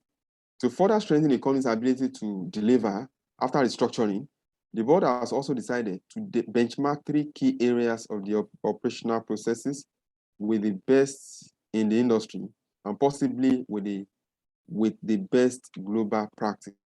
These are technology, manufacturing, and management. Also, as part of the strategies to revamp the company, the management is seeking the board approval for importation of plant and machinery, which will enable the company to compete effectively with new entrants into the market. However, because of the company's current financial problem, the possibility of financing the importation through own fund or bank loan is not feasible. Therefore, the management is seeking board approval for the company to finance the purchase through a finance lease. I would like you to include a section in your report to briefly discuss the financial reporting implication of lease option as proposed by the management, and as well as implication on gearing and financial risk of ZA Nigeria Limited. I will therefore like you to cover the following areas in your report: suggestions on a capital reconstruction scheme that will be equitable and fair to all company shareholders and creditors. Your report should include the necessary steps the company will need to take to carry out the exercise. The major steps the company should take in benchmarking the areas identified by the board, the types of benchmarking that will be required, possible advantages of the exercise to the company, and any limitations you may envisage, and a brief discussion on the financial reporting implication of lease option as proposed by the management, and as well as its implication on gearing and financial risk. Please draft for my review. So, like I would say, don't be bothered by draft for my review and you start saying it's an internal report. Okay? It's not internal report. Draft for my review, the report to be submitted, did you see now? To the board of ZA. So it's going to the board of ZA. They are the one taking action. So that makes it an external report. Number 1, recommendation on how to reconstruct the company's capital, including capital reduction, if necessary, to bring the company's capital in line with the fair value of the company's assets. It also outlined the steps the board will take to successfully carry out the exercise. A brief discussion on benchmarking as a strategic tool to improve corporate performance, types of benchmarking, which type the company should adopt, and the steps necessary to carry out a successful benchmarking. The benefit the company is likely to derive from the exercise and possible limitations. Your analysis should also include financial reporting implication of lease option. We must finalize this report early next week. So I would like you to deal with it with utmost dispatch, but without compromising the need to pay the needed attention to details. Once again, I must reiterate that your recommendations for capital reconstruction and reduction should be fair to all stakeholders of the company. And I hope I can get a draft report before the close of work on Tuesday next week. So that's what I think your requirement will look like. If it goes by the way of normal financial analysis, that won't pose a problem. So I will do a second version. So latest by Tuesday, you're going to have that, where I will do the financial analysis. I've already computed all those ratios just for me to start, do the analysis. So that won't take me much time. Maybe I just needed 1 hour straight up to do that. So reports is at my fingertips, right? So I'll do that so that you are prepared on both ways, okay? And I also told you that for your second requirement, it is not going to be benchmarking. It's going to be evaluation of business proposal. So go and learn NPV, learn contribution analysis, okay? If you want to learn NPV and contribution analysis, you can check my report on November 2020, .mark Nigeria. If you don't have it, you can send a chat to me. I'll send you that report so that you are prepared on both ways. Like I said, you won't see this report anywhere. This is for FCA, okay? Except they decide to doctor it from tonight. So it's only me that went the other round. Every report I've been seeing, everybody was talking about changes in revenue costs and my brain did not agree to that because I don't have notes to the account. So how do I explain? How do I even come in and start telling you ratios? I don't want, because this is a serious problem. So that's what I think. But like someone commented, you can see the other accounts in your exam and they are returned to profitability, which is possible. So all you need to do is to carry out your normal financial analysis, okay? So that's what I think. So let's move on. Further to our telephone conversation this morning, that's the MD of what's it called? ZA Nigeria, that's writing to my boss, okay?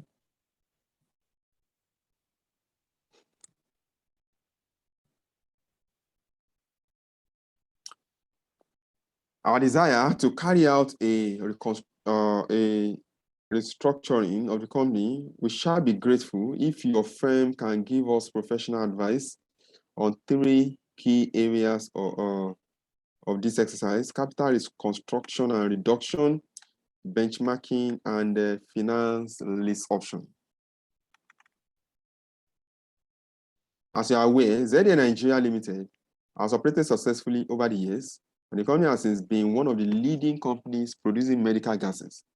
The company's success story is well known to you, since your firm has been rendering professional services to our company from inception. However, since the past 3 years, the story has changed for the worse because of incursion of 2 new gas companies into the core areas of our business, as well as the present economic recession in the country. The company has accumulated losses that are now threatening its corporate existence. From the summarized financial position of the company attached herewith, you will notice that the company's retained earnings are now at a negative figure of 496 million, while the net assets stood at a negative figure of 367 million, out of which we have an obligation of 184 million on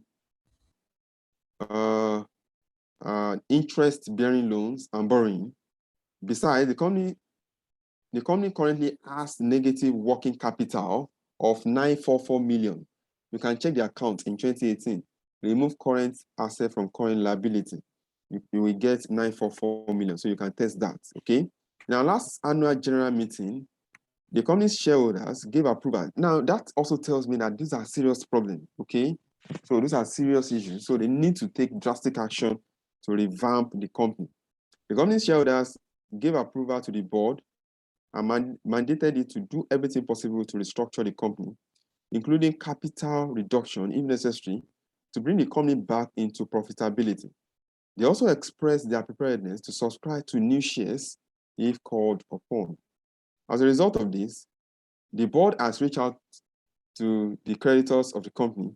They have also expressed their willingness to support the company in its effort to come back to profitability. Therefore, in our last board meeting, the board has resolved to carry out capital reconstruction, benchmarking, and finance lease. Okay, so that was the mail from the boss, the MD. So we're giving notes to the summarized financial state position as at 2018, because if I'm reconstructing, I need the current year, okay, that I can reconstruct. So we have land and building, plant and machinery, other assets, and they were giving some information. Now listen to me here.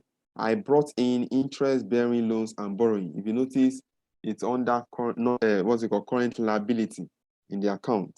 But I decided to bring it on in case you see a similar debt structure in your unseen, so you know how to go about it. So that's why I decided to bring it. I didn't want to create any other item. Okay, so I just used that particular item,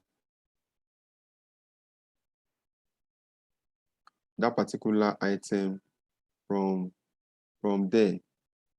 Okay. I hope you can hear me. Somebody's complaining about the audio.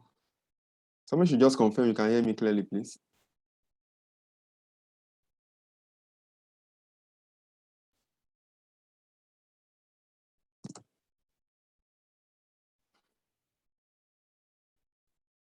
Okay, thank you very much. I just want to confirm. So the person that is complaining, that means it's from your hand. Okay, thank you. All right, so the interest-bearing loans and borrowings are secured on office premises, the fair value of which is estimated to be 10 million. The other land and building are estimated to have 225 million. The fair value of the plant is estimated to be 46. So you need to understand these notes, okay? Okay, so I will link some computations back to the note, but let's move on. So these are the preliminary findings with stakeholder for the reconstruction. Following preliminary meetings with stakeholders,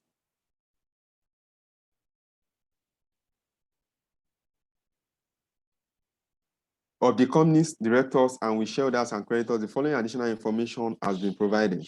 We are told that the trade creditors are not willing to accept reduction in their claim. So that 1.2 billion in that account, they want to collect it.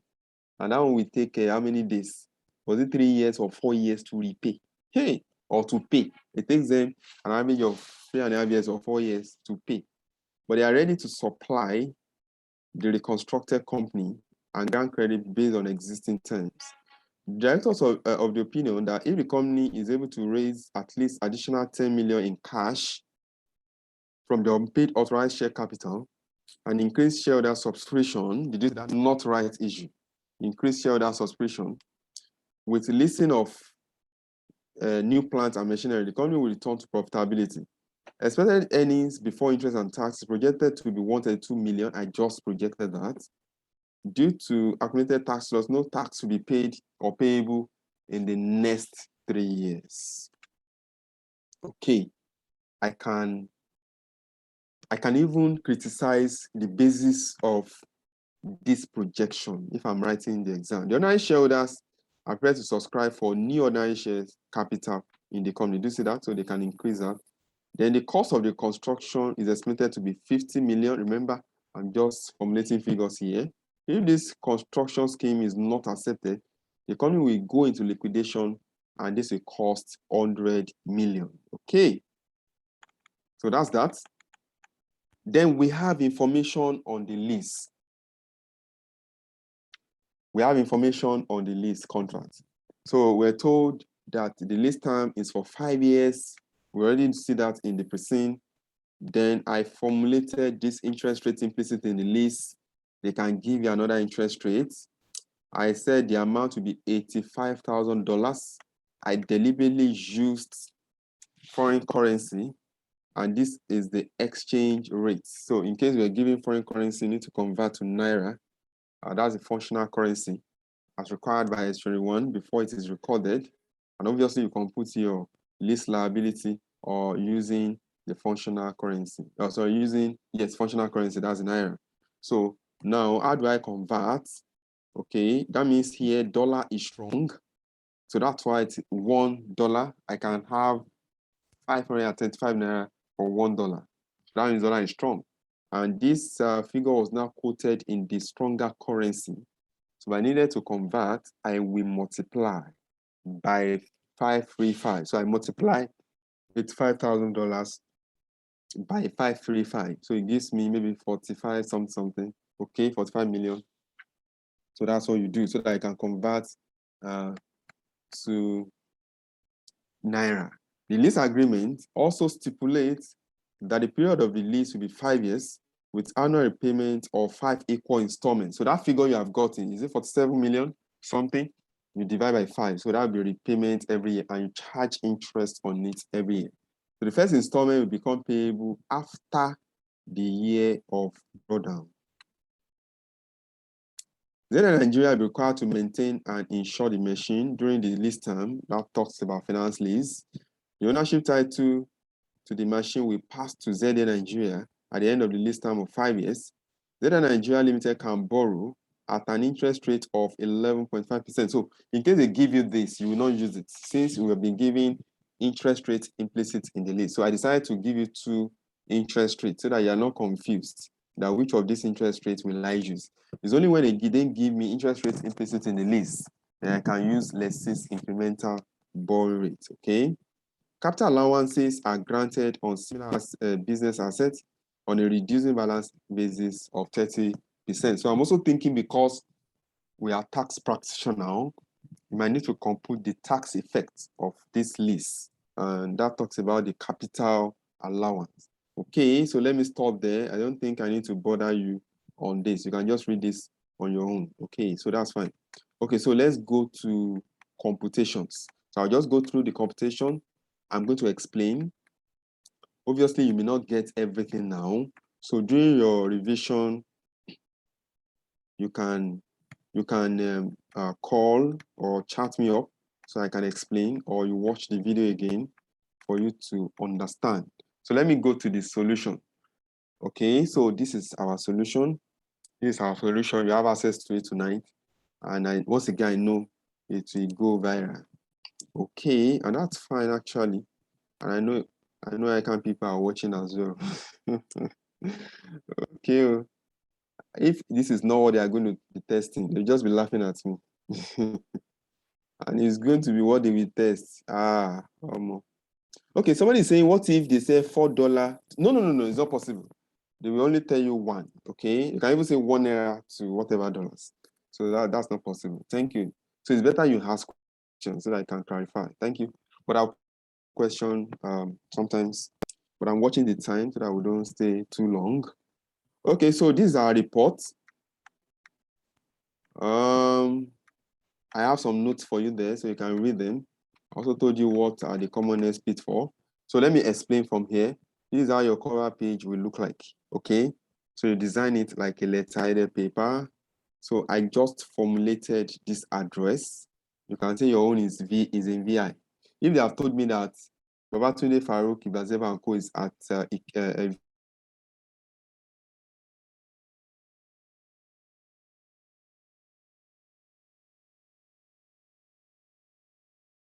VI, I would have formulated an address around VI, but because they didn't tell me, so I just formulated around Ikeja. So because the letter paper will always have phone number and email address. So you just try to create an email here, info@BFI. I just say Babatunde Farouk Ibazebo.com. So just form something. Then it will now be to the board of directors, ZA Nigeria.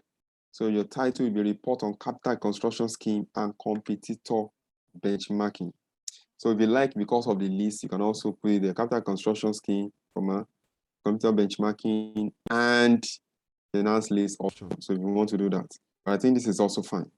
So prepared by Babatunde Farouk Ibazeba and Co. So why am I saying this? Even though it's on the letter-headed paper, it's to stress the fact that we are also the one that carried out the analysis. Then you quote November 18, 2019. Remember, the date you are quoting here must be related to the case in the scenario, okay? So if, for example, your boss has sent this mail to you on November 15, you can just add 2 or 3 or 4 days on that date, okay? Except they quoted real life. For example, if they give you 2019's account and you're now writing in 2020, so most likely it could coincide with the date you are writing this exam, okay? Now, you now have to express disclaimer because this is an external report, it's compulsory, and I think it's a disclaimer that will fetch you the 1 mark that you're supposed to get from here. The report is prepared for ZA Nigeria Limited, and it is intended for their use. We will accept no liabilities from third party who may place reliance on the content of this report without due authorization. So we must do this. This will start on page 1 of your answer script. The executive summary will be on page 2, maximum of 2 pages, depending on the length of your report. But let me quickly tell you the do's and don'ts on your executive summary. It has to be with a formal tone. For example, you don't use I, we, you, I, and all of that. You can do that in your report, but don't use that on the executive summary. Then you must do 5 headings on your executive summary: scope and objectives, assumptions, reservations, findings, conclusions, and recommendations. If you are very good, you can also talk about limitation, okay? But that's not really compulsory. So under your scope and objective, what is the report about? You're going to tell them. We also talk about the objective of the report, that is to aid decision making. Then you also talk about methods of analysis or evaluation. So that's what you're saying. Exactly the way I have presented it here. That is how you present it in that exam. For people that are going to cram, because I know you will cram, so a lot of people will even cram, make sure you check the requirement and be sure it's in line before you start pouring your cram. Because I think in some parts that I've seen some people call, they said they didn't even check the requirement. They just went ahead and write it like that, and it passed. So I don't know. It's going to work that way if it's really the same.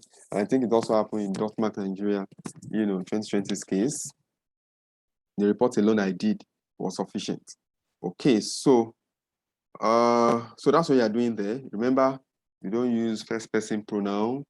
You cannot also discuss what you have not discussed in the executive summary in your report in the executive summary. Okay, you can't say, "Oh, I forgot to talk about karma in my report, and I'm not talking about it here." Even though I'm not sure how far the examiner will test all of this to really see whether you comply with the rules, but I'm not sure. But I know they can easily spot you saying how, high, and all of that. They may not be able to spot, discussing what you did not discuss in the report, except the marker that is quite detailed. Okay. So we talk about your findings. Remember, your findings is a summary of what happened in that report. So you are not doing analysis. So I've done them for you, so you can do that. So for your conclusion, listen to me. For your conclusion, just copy and paste your conclusion in the main report. But be careful. How, hi, you, and all of that. So make sure you remove it. Therefore, your recommendation, the same thing, just go and copy and paste. So you can say recommendations discussed include, you now begin to write it.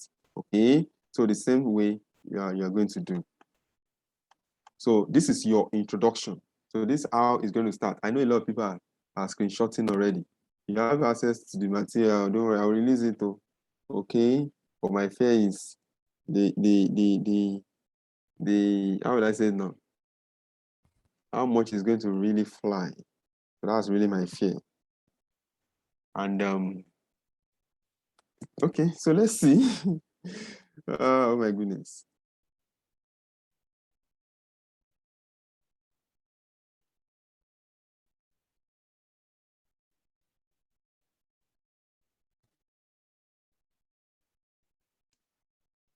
So in your introduction, you're going to do 2 things. I'm seeing some comments there.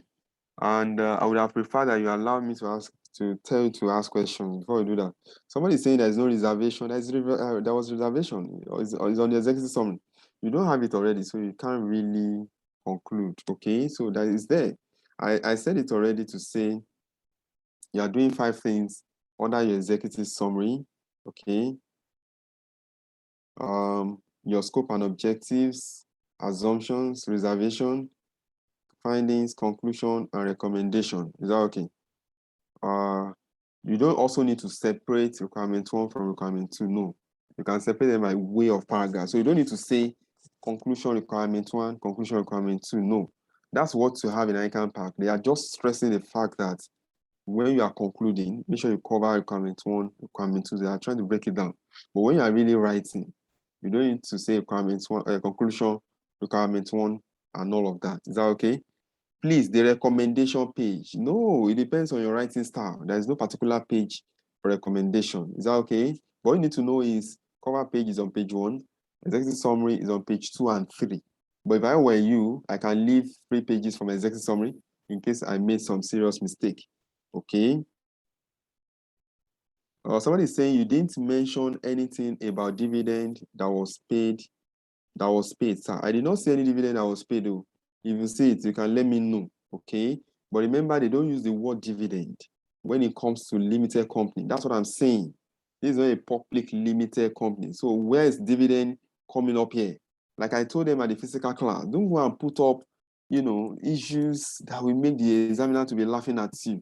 Okay. Because if I'm also marking and I see you are writing what is not necessary, I will laugh. Don't let them start laughing at you. Do this properly. You understand what you are doing, okay? Understand what you are doing, okay? Understand what you are doing. You see, let me also say something. Most questions you are asking on report style, you don't need to ask me. Just follow this format. When will my recommendation be? When will my conclusion? It's on this format. Just follow it. Is that okay? Somebody say I didn't discuss employee benefits. Is that note to the account? There is no note. I can't waste time on that. And I don't think employee benefits is a problem of this company. Okay. So they already have a divine maybe contribution plan or divine benefit plan in under IS-19, maybe. So, and they have a measurement loss, and that's actually a loss, okay, or gain on actuary. Okay, so and it's in the account. I remember the measurement loss is the difference between your own computation and the actuary's computation that must be reported as part of OCI according to IS-19. So is that really the problem? I've told you whatever you are doing on Thursday, November 18, address the requirement. I am shouting. Don't go and pick up the MD does not have shares. I don't understand. I'm pleading, please. So I have a report that is a guide for you. Okay? Even though you'll be, how will I say it now? You'll be carried away by so many reports that are flying around. That's why I am teaching you so that you see how this works. Okay? Sir, can we put up content of executive summary as an header? Yes. That's why I said follow it the way I have written it. Everything you see that I've underlined, those are the headers. Okay? Okay, so those are basic things that we need to learn or we need to know naturally. Okay, so that's very important. And it's case study, so you have divergent views, you have different opinions and all of that. But for me, this is really nice. It's going to, be suitable for any type of report that you're writing. As I was saying, when you are under your introduction, you are going to do 2 things majorly. There's something we call terms of reference. So in some reports, you see something like terms of reference before introduction, okay? Or you see introduction before terms of reference, anyhow. But you can actually subsume the 2 under your introduction because you are not the one that wakes up one day to say you are writing this report. Something triggered this report. So that's why you now say we refer to the email sent to us. Because this is an external report on November 10, 2019. So that's what you're saying. That's the first thing you're going to do.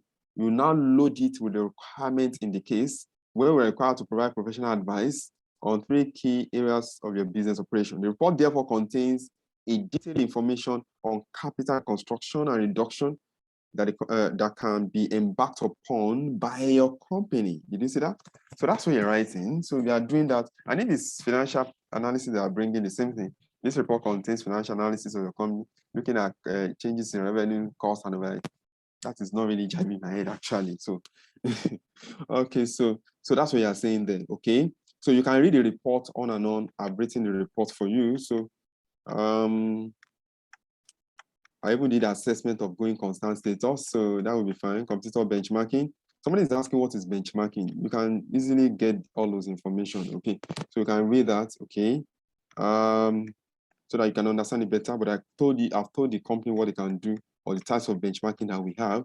Steps to benchmarking is there, so you read. You have a lot of reading to do. Okay, if you want to cram, that's fine. Then implication of lease arrangement on financial reporting. Remember, So that forms part of requirement 2. Then I also try to create risk and ethical conflicts, as a result of the construction scheme. Okay, so you can also do that. So I make conclusions. So can you see now, I didn't say conclusion requirement 1, conclusion requirement 2, just separate it by way of paragraph. So you make your conclusion and you make your recommendation. Is that okay? And that is it. So let me quickly take you on appendix. So So I'm just going to explain. I don't expect that, because you don't have the material with you yet, okay? But when you pick up the material, you will understand better. But just try to follow me. So if it is going to be capital reconstruction, like I said, this is what you're going to do. If it is not capital reconstruction, most likely to be financial analysis. Obviously, you're not going to do this, okay? But let me go the hard way. And I believe you permit me to do that. Now, your appendix 1, you have what we call capital reduction that is required, okay? And when you are doing that, normally, when there is going to be capital reconstruction, that could be, or reduction, that could be revaluing assets to their fair values, okay? You can also exchange, what's it called, debt holders for shares, okay? You can exchange their debt for shares. You can also reclassify equity shares from one class to another, okay? So that's the options you have. So when I want to look at capital reduction required, you're going to think about 3 or 4 things, okay? Number 1, you are going to look at the fair value of your asset. Then you bring it on to the account. So to correct, for example, the fair value of plant and machinery, what is the fair value? So for your non-current assets, you look at what is the fair value, for example, plant and machinery. Then when it comes to current assets, you're going to compare the book value with the net realizable value. So let me go back to the question to show you what I'm saying. So if you look here, they told us here that the fair value of plant and machinery was 46 million. Okay, I'm sure you have seen that. So that's how this 46 million was gotten. So you just bring on the fair value of your plant and machinery. Then to correct inventory, if you go and check the account in 2018, you notice that the value of inventory was 237 million, okay, in the book. But we need to correct that value. So how much is the value, currently? So let's find out. The value of inventory is going to tell us the net realizable value of inventory is estimated to be 180 million, okay? So that's how this 180 was gotten. So we need to correct it so that we can have 57. Then the same thing with receivables. If you check the account in 2018, the receivables stood at 252 million, even though that receivable contains other receivables. But if it was broken down in your exam, you have to pick just receivables, not others. Others could be from staff, from related parties, and all of that. Okay, so you use the main receivable, but because it was not broken down, so we just pick it. And here they told us that receivables, the amount recoverable is 250 million. So that's how this 250 was gotten. If you net it off, you're going to get this 2 million. So that's what you are doing. So you remember fair value of assets, net realizable value of non-current assets. Is that okay? Then that retained earnings in 2018 that we want to eliminate, you will bring it on. Is in the Preseen. Is that okay? This figure is in the Preseen. Just check 2018. Remember, we are already having issues. We want to reconstruct our capital, okay, or reconstruct the company, or want to do business reorganization, okay? So I want to eliminate it. So I remember that. Then what is the cost of the scheme? It's already given in the question. So they said, let me see where the cost of the scheme is. Okay, I think, okay, let me see. It should be here. Okay, can you see? The cost of reconstruction scheme is estimated to be 50 million. Remember, I am just creating those figures, okay? So it may not be 50 million in the exam, it could be something else. That's why if you are cramming, cram with wisdom, okay? Even though I don't encourage cramming, because you can understand it. And if you understand, and the examiner decides to tweak it, you can still play with it because you understand, okay? Now, So when you do that, you have this figure. You are now going to compute the surplus on fair value of land and building. So how did we get this 100 million? And how did we get this 225 million? So if you look at land and building on the account, let me try to get there. Land and building on the account, on the book, is 300 million, if you can see. But they now said that the fair value of office premises is 100, and other land and building is 225. So if I add that together, it's going to give me 325. So that's a surplus of 25. Okay, was it 25? Yes, can you see that? So that's how this 25 was gotten. Normally in the exam, you may not even do all this bracket, but because I'm teaching, and so that when you are doing your revision, so you can know how those figures were gotten. So that's why I put them in a what's it called, bracket for you. Okay, so that's what you do on capital reduction required. Don't worry, when you have the material, sit on it, you will understand better. Is that okay? And you also have this video to recap. Okay. Now, on your Appendix 2, you will now look at if the company should go into liquidation, what will be the position? Is that okay? Even though we know that they go into liquidation, they will be worse off, okay? Because they now have to settle everybody based on available amount. And remember, secure creditors, preferential, and all of that will be settled first, okay? Because of the position of the law. So now look at distribution of realizable value.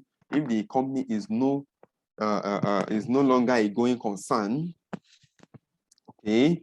So what would that be? The distribution. Now, office building, 100 million. How did we get that?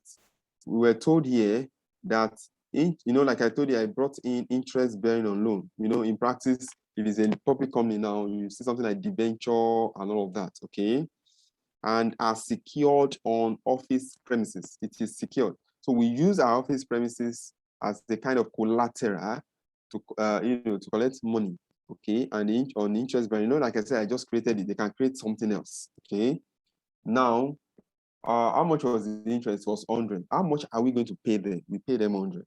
Okay, because that was the interest. So that's how this 100 was gotten, and it will have 0 here because we are going to settle that. Then other land and building.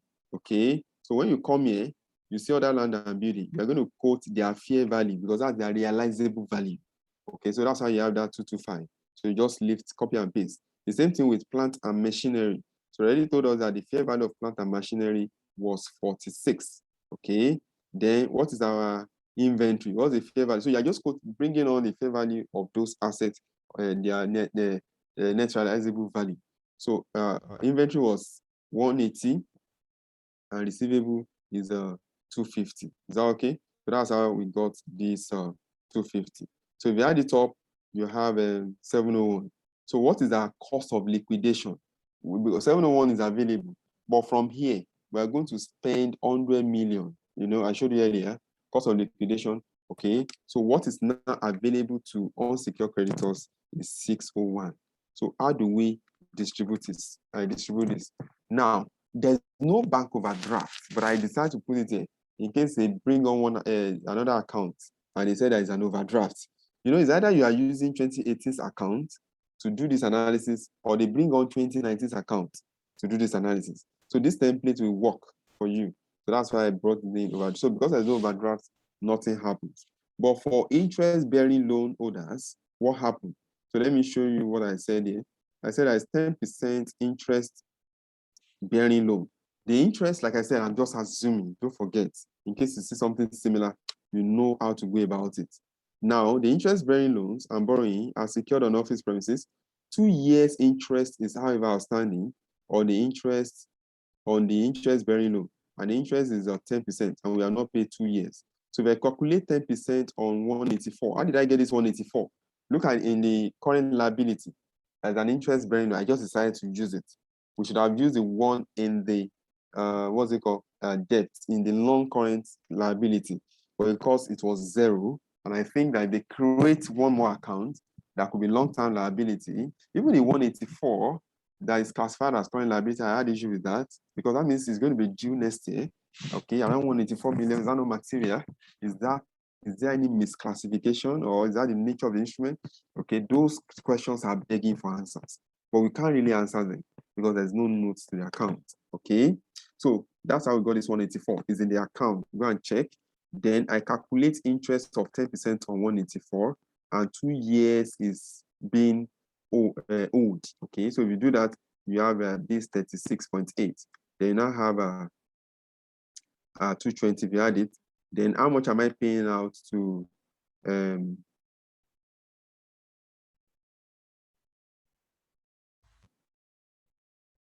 what's it called? Secured creditors 100. So if you net off, you have this 1.20. Now, if you check the account in 2018 again, you see payable to trade creditors. That was material, 1.2 billion. So that's how I brought it here. So you now see the total. So 120 and then what's it called? 1253. So I have this amount to be given to unsecured creditors. Your own can be more than this. They can also tell you what constitutes unsecured creditors. So this amount should go to them. And how much is available for them? 601. Okay. And I have this total, which is more. So how will they share it? You now say 601 divided by 1373.8 million. So invariably, they will get 0.43 for every 1 naira. Is that okay? So all you do is divide 601. This is how we got the 601 here, the amount available, divide by 1.3 billion. So you get this. So you now compute a template or a schedule where you show the distribution if they go to liquidation. Okay. If they go to liquidation. So bank, we don't have anything. The bank overdraft. Now I told you, but I decided to put it up here so that you understand. Then interest-bearing loan, that's 100 that we have earlier, that is secured.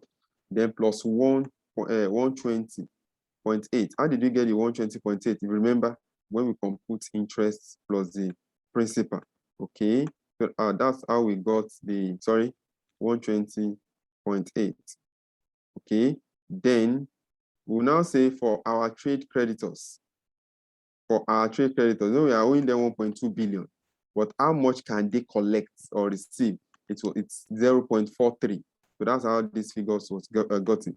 We don't have preference shareholders, and ordinary shareholders, we don't even have anything. Because in liquidation, in real life, ordinary shareholders always lose out. Is that okay? But when you are reconstructing, you have to make sure that your reconstruction scheme is fair to all stakeholders. So what we are now saying is this, that all the parties will suffer, they will lose when it comes to liquidation. Look at the trade creditors, for example. This guy is only going to receive 500 million out of 1.2 billion. Did you see the issue? Okay, so if they go into liquidation, so most likely all of these parties will want to result into, let us reconstruct this company so that we can ensure profitability, continuity, and all of that. Is that okay?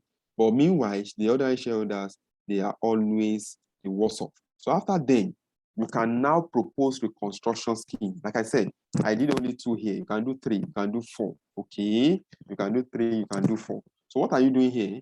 You said they should reduce their capital, for example, per value.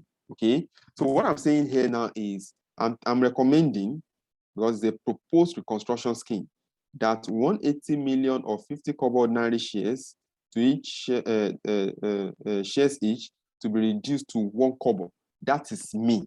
Okay, you can say it should be reduced to 2 kobo. You can say it should be reduced to 3 kobo.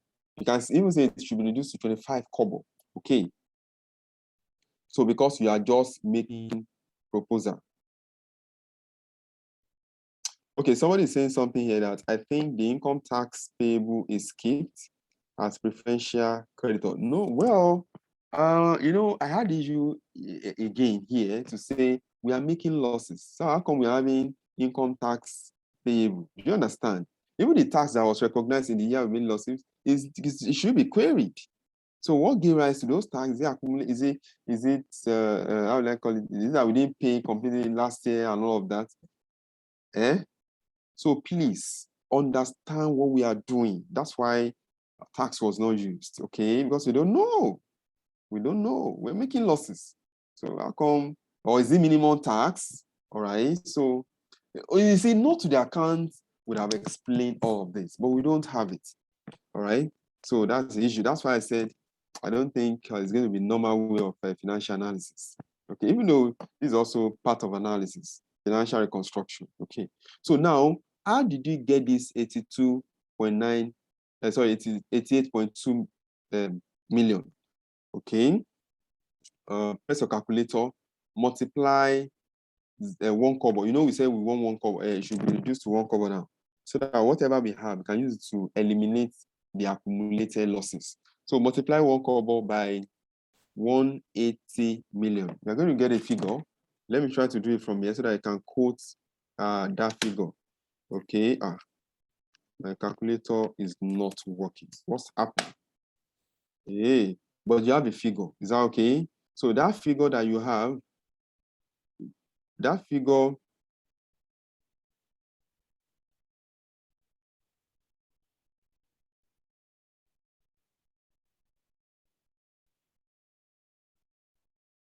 that figure that you have, my calculator isn't working. I think you have 1.8 something, maybe 1.8 million.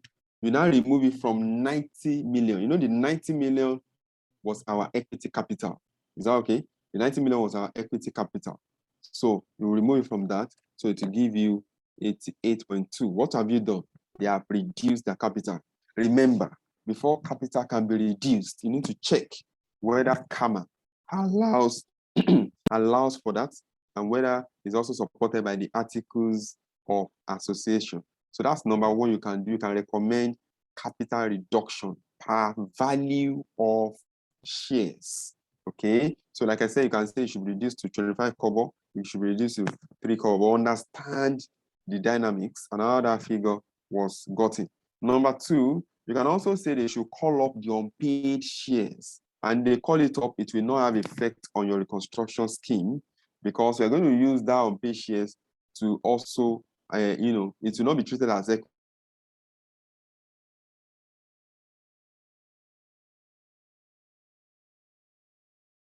This time around, it will not be used to. So that's what that is going to do.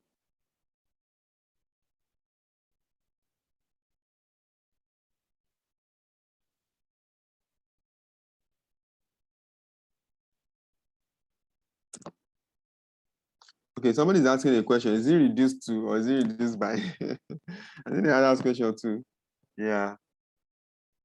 No, it will be reduced to 1 kobo, but if you look at the figure you are getting, it will not be reduced by that amount. Is that okay? All right. Because it's the difference.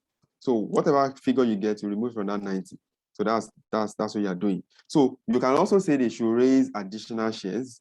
Okay, sorry, from the unpaid share capital. The number 3 that I did not do here, that you can also recommend, is to also call for more subscription from the existing shareholders. So that means they should inject more fund from the existing shareholders. So you can also do that. So you can recommend how much they should be, providing based on their, what's it called, proportion of shareholding. So these are the procedures for capital reconstruction. There's nothing I can do for you here. Just go and sit on it and learn it. Whether you're going to cram, whether you're going to find a way to put them in your head. So these are the procedures. Then this is benchmarking on your Appendix 2. Okay, benchmarking on your Appendix 2. So it means that it can be reduced to 49 kobo exactly. No, by 49 kobo, not to 49 kobo. It will reduce to 1 kobo, but it will be reduced, the value will now be reduced by 49 kobo. Okay, yeah. Sorry. So also find a way to learn or to memorize, this drawing. So if benchmarking should come up, just go and draw it on your appendix. Okay. So this first option. Another option is you can also draw this. So pick any one that is easy for you to learn. Okay. You don't do the 2 in the exam. It will waste your time, please. So just pick any. I think number 1 should be fine for you. So what are the benefits of benchmarking? You can have all of them on your appendix and pick few of them to be discussed in your main report, maybe 2 or 3. Then the pitfall, limitations of benchmarking, you can put all of them on your appendix. And I think I'm emphasizing that you have a lot to do on your appendix this time around than the report itself. So most likely maybe the marks on your appendix will go up this time around. Then you also have to propose a timetable for the benchmarking, because if there's no timelines, most likely it may not be effective. So that's it. So you can sit on that and learn that. So let me now pick you up on list option. Sorry, how to go about list option. Then after this, I'll give you about 10-15 minutes for your questions. Then I can quickly work on the material because I know so many people are really eager to have the material so that you start working on it, okay? And start learning. But don't forget, this is what I think. And it's it doesn't represent what is going to come out, okay? So I'm just thinking the wider way, okay? So please, I'm pleading. Make sure you check properly, but I know it might be similar to what you're going to see, okay? So that's what I think. So we have the lease amount. I just copy and paste what we have under the lease agreement. So, and you explain to the examiner that at the commencement of the lease, IFRS 16 requires that the lessee must recognize a right of use assets and a lease liability. How do you compute your lease liability? It's computed at the present value of lease payment that has not yet been paid. Present value, we'll pay in arrears. That means if you hire this machine or we lease it at the beginning of the year, we would have used it for 1 year before we pay. But at the beginning, that's at the commencement, we must look at the present value, okay? How do you do that? Lease payments that have not been made. If you are taking corporate reporting, for example, you need to know 5 items that constitute lease payment that has not yet been made. For example, fixed payment, variable payment, amount payable under residual value guarantee, option to purchase the contract, or termination penalties. 5. Even though the examiner may not play around those 5, but it's going to give you any of those 5. So you add all of them together, it forms my lease payment. But I don't think they bother you on that because this is case study, okay? So you just look at that conversion. So if you convert $85,000, you have something like 4,7 something. My calculator is not working. Sorry about that. You now divide by 5 so that you can have 9,095. So you can test that on your calculator. So because this cash flow is constant, you can use annuity factor or annuity formula, okay? So that you can get the present value straight up. But because I'm teaching, I needed to show you in case maybe you now get to the exam, they now say it will not be constant again. No, it's now fluctuating. Okay, so you know how to do it. So you look at discount rate, interest rate implicit in the list, 6.6%. I'm sure everybody should be able to do that. 1 plus R raised by minus N. They are comfortable with that. Okay, then you multiply so that you can get the present value. So when you add it up, you have 37,690. So immediately you debit your right of use asset with that figure and credit your lease liability. Under IFRS 16, 4 things constitute my right of use asset. Number 1, initial direct costs. Number 2, amount paid at or before commencement. Number 3, what's it called? Number 3, maybe that is what's it called? Cost of dismantling the asset. Okay, maybe I have an obligation to dismantle the asset at a future period. So I add everything together.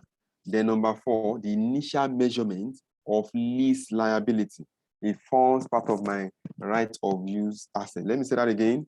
4 things constitute my right of use asset. The initial measurement of lease liability. So whatever I get on my lease liability, I automatically debit my right of use asset. Then initial direct cost, amount paid at or before commencement of the lease, then any cost of dismantling the asset. So that's the 4 things, but that's for your CR here. They may not bother you on all of that, okay? Then what will now happen on subsequent measurements at the end of the year? What will be the situation? Remember, this was done at the beginning of the year. We are looking at the present value, NPV. So if they ask you to compute NPV of lease, this is what you do. You go and do what is under IAS 17, even though they are very similar actually. So you now do what we call a lease liability table, okay? So remember that figure, the present value of lease liability, it will become our opening balance here. So when you want to do lease liability table, even in your what's it called, CR, okay, is also what we call amortized cost under financial instrument. When you are measuring your what's it called, financial liability and all of that, okay, even though I'm not taking financial instrument now, okay, so that's also called amortized cost. Just remember the 5 columns you are going to you put on your answer script. Year-ended closing, you charge interest on that. Year-ended opening balance, you charge interest on those on that opening balance. Payments, money is going out. Then you perform the arithmetic. What is my closing balance? Okay, so we are going to bring on that 37690. That's the present value. So you compute interest. Somebody is saying, what's the essence of this table? You'll see now. Don't worry. You'll see. Now, so you compute interest, 6.6%. So if you apply it on 37690, you're going to have 2488.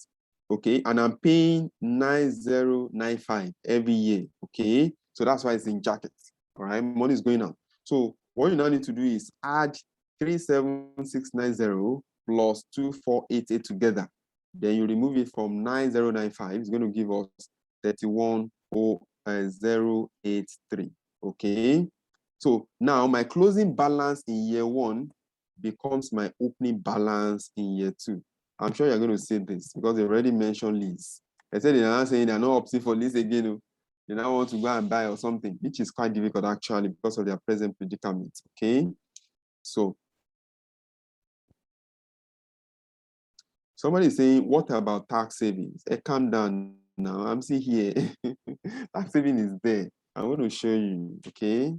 That's why when I saw tax practitioner, there's something tells me you might need to compute tax. So just listen. We are still together.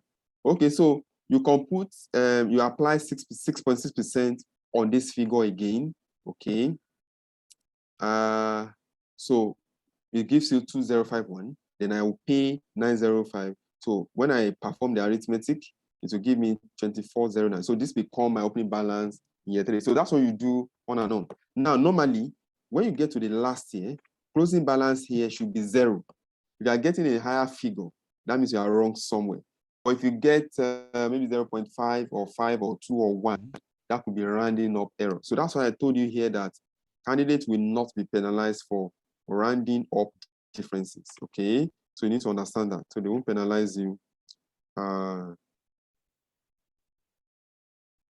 They won't penalize you on that. Okay, so you now have you should have 0 here. Now, what is the implication of this liability table or essence? Like somebody has asked. Now listen to me here. Please listen to me. Oh, anytime I say listen to me, just even if you are talking, you need to keep. You are not concentrating, you need to concentrate at that time, because in my experience in lecturing, why candidates struggle, one of the reasons why candidates struggle is that they fail to understand the principle. The examiner cannot vary the principle. It's not possible. Okay, but it can vary the question. That's what my lecturer will normally say. It can never vary. The principle is there, just like accounting standards. The standards are there. They can never vary it, but they can vary the question. And that's what you do most times in ICAN exams.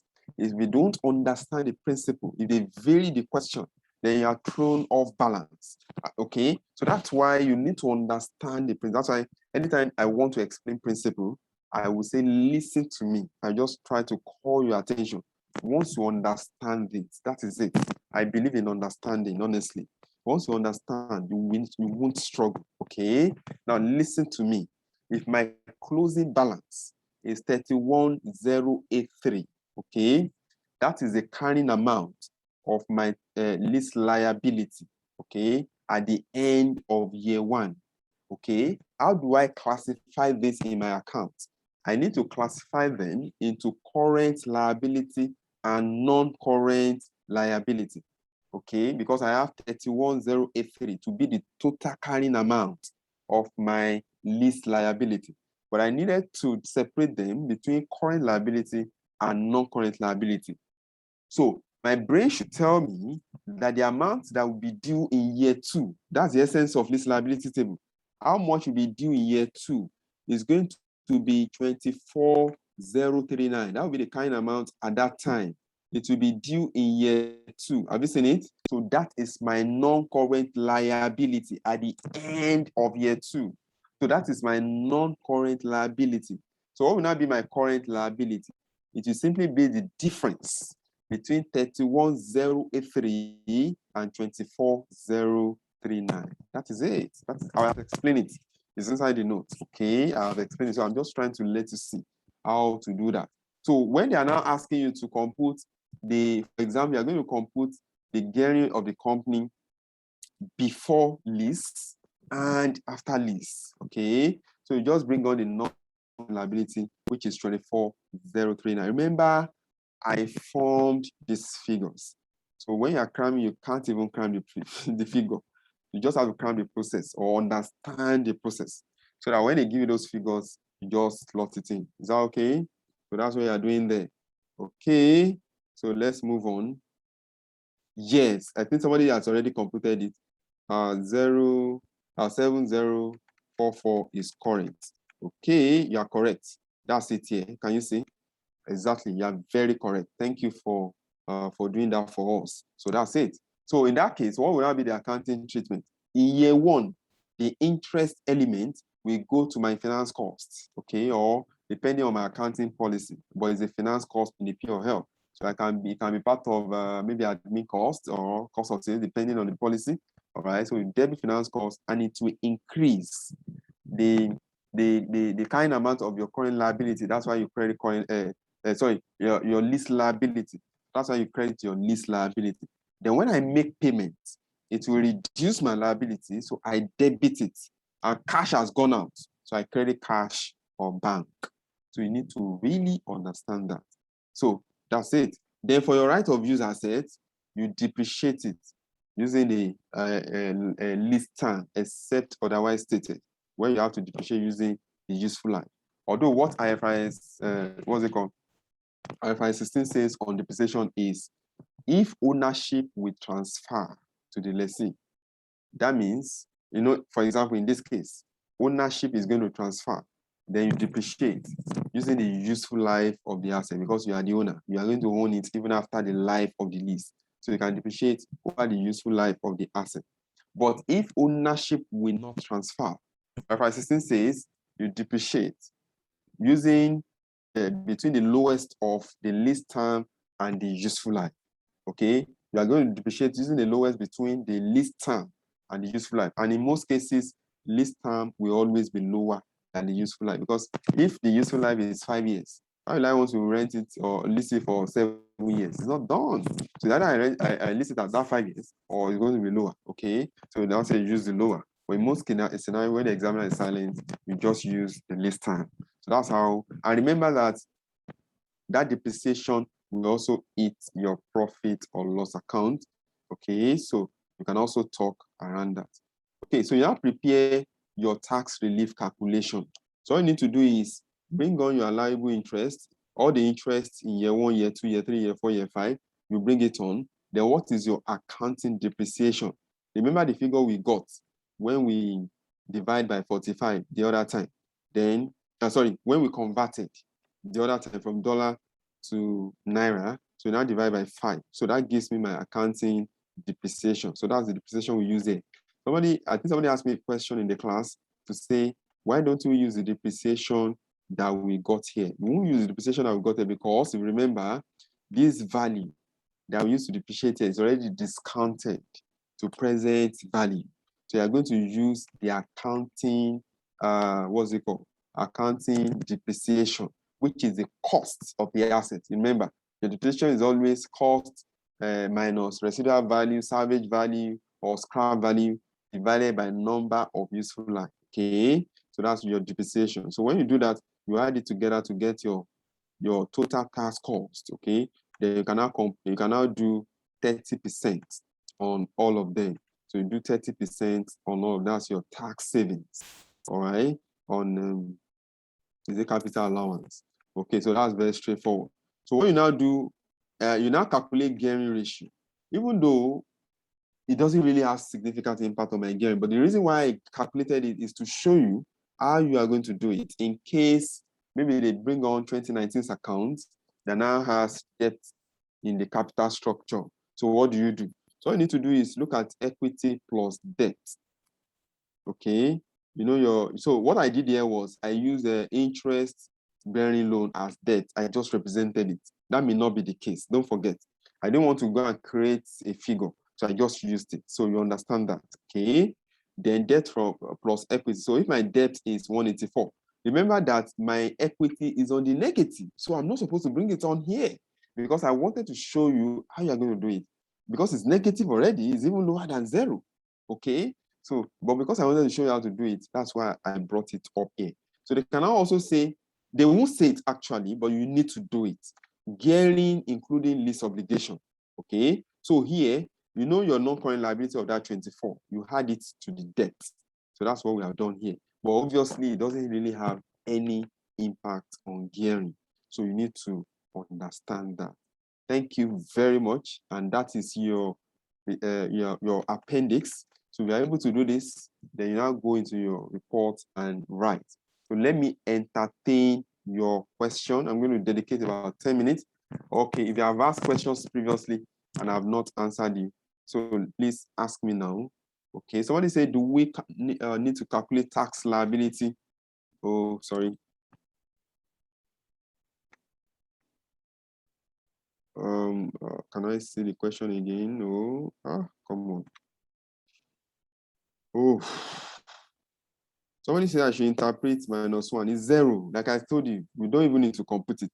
But I just wanted to show you. Is that okay? It doesn't have any effect. Is that okay? It's 0. Okay. Can you show format of cover page? I showed it earlier. Okay, Boya. Maybe I said Boya. Sorry. Okay, somebody saying, is it what we are going to do for 4 hours? That's always the issue with case study. That's why you need to plan. We need to plan. Tax savings will reduce your expenses. Is that okay? I think somebody was quoting tax savings. It's going to reduce your expense. Somebody said, how did we get 120.8? Let me quickly go there. There are so many questions, but don't worry. If I can't attend to your question,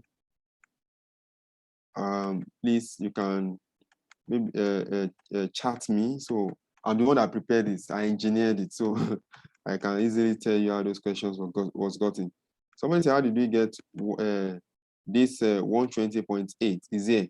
If you net off 220.8 from 100, so you have this 120.8. So that should answer your question. Somebody said I should show format of cover page. Can I quickly do that? Let me just put it on cover page, even though you are going to have it actually. So this is your cover page. Okay, so that will give you 1 mark. If we are giving 6-month financial statement, how do we analyze it? This is a very brilliant question, but I can assure you they won't give you because I can't compare 6 months account with full year's account. It's not done. Remember, one of the issues around ratio is comparability. Okay, comparability. They can't give you. They can't. Okay. Are we not doing anything relating to NPV or finance lease? That's what we have just done. That's NPV. Okay. Remember, I told you the provisions of IFRS 16 on part of the lessee. You recognize lease as single lease. You don't classify it as finance lease or operating lease under IFRS 16. Go and read it. But on the part of the lessor, is either it's a finance lease or operating lease. Okay. And if it's finance lease, it's going to recognize a net receivable. If it's operating lease, it will recognize it on a straight line basis. Okay. But for ZDA, they are the lessee. Okay. So you need to understand that. So don't be bothered about the word finance. What they are telling you, why they say finance lease was because they are telling you that it is the lessee that will take care of the equipment in terms of insurance, maintenance, and all of that. Somebody said, I noticed you didn't do financial statement analysis. Yes, because I go by the way of capital reconstruction. It will not feature here. A lot of people have been doing trend, ratio, and all of that. And I also promised you that I'm going to do it. And I will show, I've done it actually, just for me to write the report. So in case they come in that way, then you can see it, okay?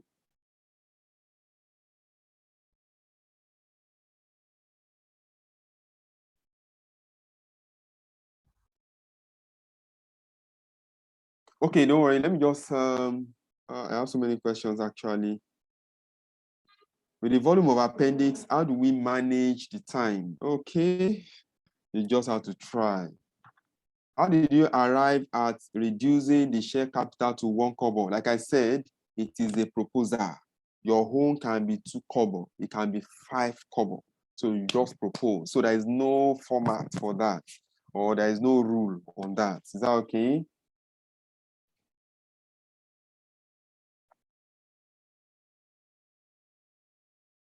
Okay, yeah, I'm going to send the report. You're going to get it as soon as possible.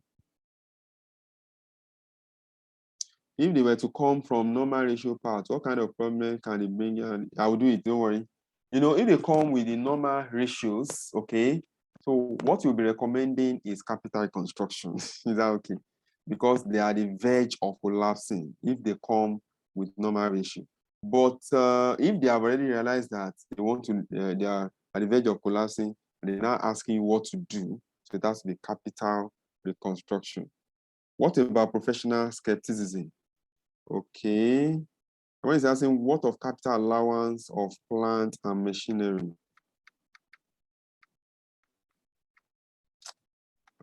Professional skepticism. Let me see if I can read one or two.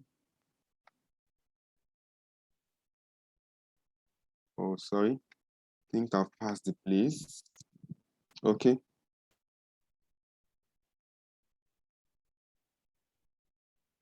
Okay. So someone is saying I didn't mention professional skepticism and wider context. Okay, so let me show you. While carrying out our reviews, we had concern about possibility of withheld data or information that could have significant impact on this analysis. Therefore, this report, together with recommendations and conclusions thereon, are purely based on information made available in the portions of the list of entities attached to this case. However, final decision rests with the board. That's professional skepticism. Besides, the industry performance average was not provided to aid the evaluation of your company's performance. It is therefore difficult to state clearly whether your company's poor performance in the last 3 years was due to general industry performance strain or because of operational inefficiency. Furthermore, we are unsure whether the information provided in Exhibit 8 has been validated by all stakeholders. Likewise, the assumption used in the information provided in the Exhibit 8 was not stated. Similarly, we are unsure whether the summarized financial result provided for analysis has been audited or otherwise. Okay, so we are not sure whether it's audited. So once you have summarized accounts, you are not sure. Once you have management accounts, it is unaudited. If it's audited, they will always mention it. There was a significant number of competitors existing in the industry in which your company is operating. The business environment appears to have stiff competition with strong possibility of new entrants. This might explain the reason for rising cost of doing business and poor performance recorded in the last 3 years. So that's wider context. So I figured out the wider context around competition, okay? Because they don't have control over it. Okay, can I help you with ethical issues? Yeah, of course. This is in the report. You are in an hurry. You didn't even want to wait for the report. Oh, let me see whether I should have some ethical issues, right? Yeah, risk and ethical conflict. Can you see? So it's there. Okay.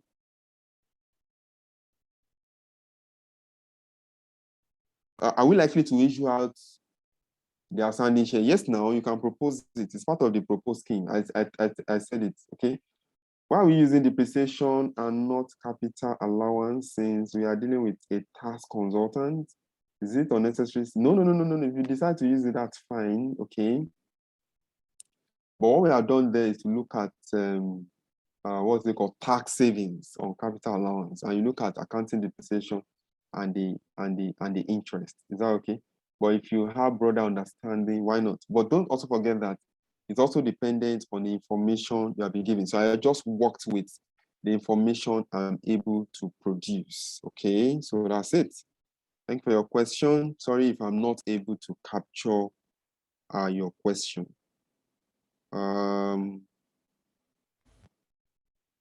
Okay, somebody is saying since the call of general ratio does not make sense. No, no, no, no. You know, I'm just showing you. Is that okay? In case you were given, or you know, they give you information on debt, how to go about it. If they didn't give you, why not? You may not do it. Okay. So, you know, we are preparing. In the exam, you cannot walk away. You can't call a friend, and you can't do 50-50. So let us prepare wide, so that when you get in there, you can play with whatever they have presented to you. So you don't get to case study exam and you are confused. You don't know what to do. It's uncalled for, right? So that's why I'm preparing you wide. So I'm just trying to give you possible scenario. For example, you can bear with me, you've not seen any report on capital and construction, right? Even though people might have been talking about it, but who has, you know, take the bold step to even go deep and do this? Okay, so I'm just preparing you. And if they go the normal way of financial analysis, then you are better off. You're not worse off with this. You are better off, you know what to do. And I also said maybe latest on Tuesday, I'm going to give you reports on financial analysis. Okay, but I'm just going, you know, more wide than, you know, and you are okay. What if we didn't do capital and construction? We didn't talk about benchmarking. Now get to that exam, it's what you see. And I've taught you financial performance or financial analysis. You won't do anything. That's the truth. Except you are writing SFA, this diet, and you know capital construction. Is that okay? So you're going to get this material this night. I promise you that. Okay. When we end the class now, I will just do some. I think you know, I've not really proofread this report. I was just typing. I've not really checked it out. I didn't have the time. I think I slept around 3 a.m. this morning. So, and I went straight to the class to explain this to them.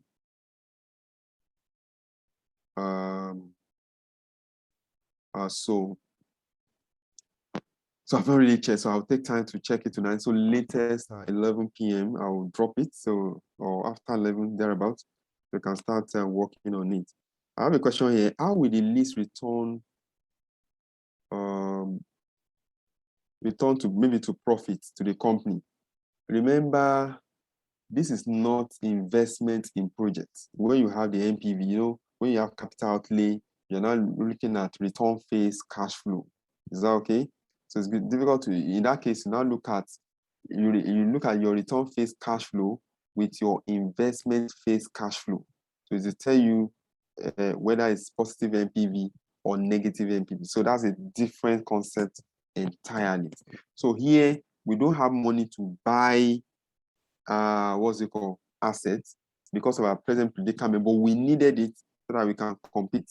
Then we now want to do lease. So the idea around lease is, instead of us looking for money to buy it outrightly, can we spread the payment for the next 5 years? So what you should be thinking about is the ability of this company not to default. So that will give you nice points, you know, if you are writing. Okay, I also have a question here. Does capital construction improve profitability according to the case? No, that's the essence actually. But the question is it going to improve profitability? That's why the condition of capital construction is no creditor should be worse off. You must be able to return to profitability, and it must be fair to all. Those are the to all stakeholders. So those are the conditions, but that is not guaranteed. All right.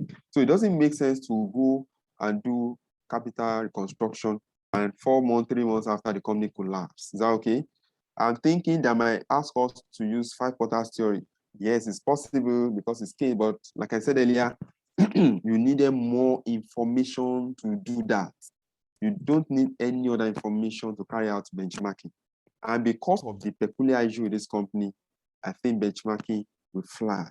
Okay, so that's what I think. But you can also, I'm not saying 5 quarters force is not possible, it's possible, so you can read on it. But as far as I know, I think this is the most applicable. Someone is also saying SWOT. Yes, it's possible, but I don't have sufficient information on SWOT, on the Preseen. If I want to look at the strength, maybe their boss structure, maybe they have been existing in the industry for over 20 years, that can be the strength. What is the weakness? They are making losses, operational problem, and all of that. What is threat? Competitor. Is that okay? Emergence of new entrants and all of that. What are the opportunities? Opportunities. They didn't tell us any opportunities. Me, I cannot see opportunity. Even those ones I mentioned, you can see that you're scanty, 1, 2, 1, 2. Okay, so that's why maybe SWOT might not be applicable. If given, let me look at this question. This could be interesting. If we are given additional year for 2019 and ask compute financial performance, are we going to calculate the whole? Yes, of course. That's the requirement. You need to calculate everything. But to save time, you can calculate the first 3 or 4 years. Okay, if it is 5 years, you can calculate the first 3 years to save time. But when you analyze it, you can mention the whole 5 years. Maybe it's to just look at the statement now, you see what has happened. Then you analyze it. Okay. So I think when I wrote the ICAN exam, that's what I did. I think we were given 5 years account at that time. And I was like, at that time, there's no even Preseen. Just go in there and start writing. So I was like, 5 years. This is waste my time.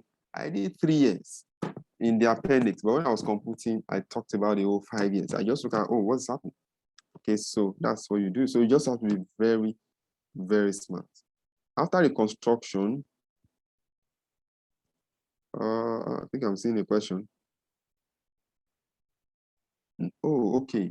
When you reconstruct, you can't come back to profit immediately because somebody is saying, I don't understand how the construction has made them. No, you need to trade. You need to trade. So what you are doing is, okay, or let me say this actually. When you reconstruct capital, for example, you inject new capital into the company. That capital will not be treated as equity, okay? You use it to remove the accumulated losses.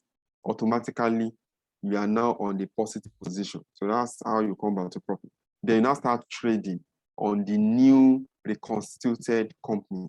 And that's how you return to profitability. Is that okay? But if you look at this requirement, it's not really asking us to do that. It's only asking us for suggestions on proposed capital reconstruction that can be embarked upon by the company. Is that okay? That's what this is asking us. Okay, somebody saying, can we regard to Dr. Gbadebo's works experience with Air Liquid as part of strength? Well, I don't think so, because even other people also have nice background. Maybe the part you are looking at it is to say it has worked with a competitor. So, but the question is, how does that translate into their own strategy and all of that? But if you can defend it, that'll be fine. And there's, most of your questions, you need to revise corporate reporting if you are past it. Usually all those standards that might feature on this case study. Is that okay? So if you watch the video again, you'll notice that I have answered most of your questions. So it's either maybe you didn't join on time, or you have network issue, or you don't listen to me. Okay, I'm just seeing somebody talking about industry average and all of that. So you're going to get the video tonight again. So start to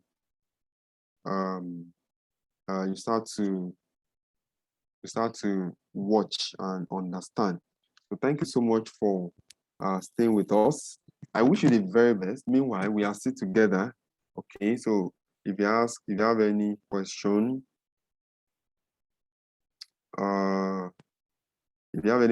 you can feel free to ask me. Okay, and remember that most likely this company want to apply to reconstruction, or let me say business organization at a time, their operation and their financial.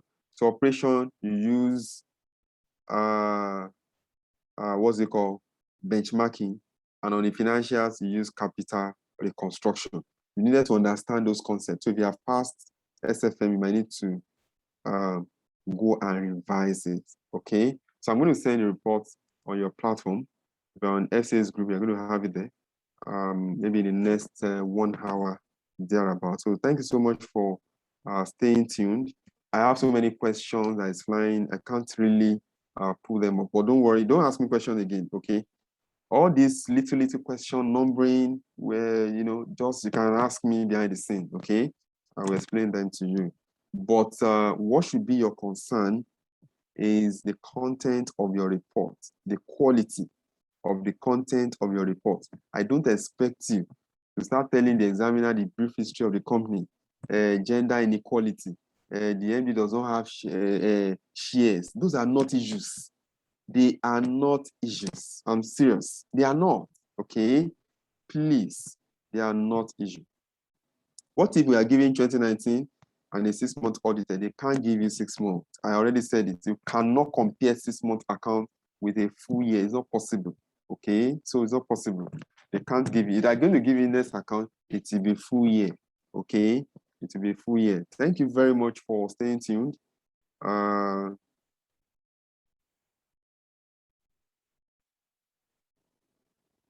Don't worry, all your questions, just maybe from tomorrow, you can just chat me or call me. I'm going to answer all your questions. It's possible, or let me say it's better that you ask all those, no matter how, I don't know, how the question may look like, please ask, I will answer you. Is that okay? So that it's better for you to be sure that you are in the exam and, you are really struggling with it. So thank you so much. I don't know whether my host has something to say before we go. Thank you so much. When you see the material, my contact is there, so you can easily reach me on that. Thank you.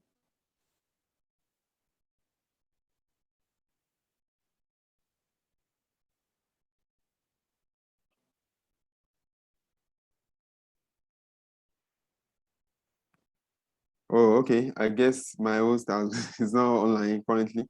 Okay, so thank you for staying tuned. I really wish you the very best. My spirit is with you, please.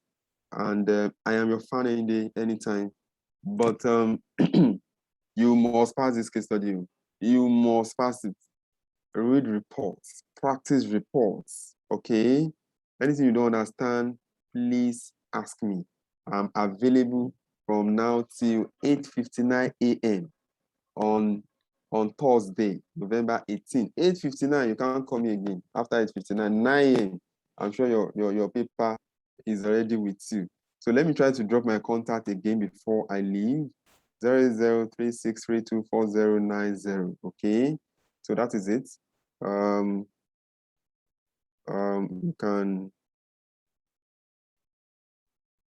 You can copy that. Okay, so that's it. So thank you so much for your time. I wish you the very best. You will not suffer memory failure. The writing other papers, God will give you direction, and you go there to conquer ICAN, so that you can also join us. Thank you so much for your time. Good night, and God bless everybody. Take care.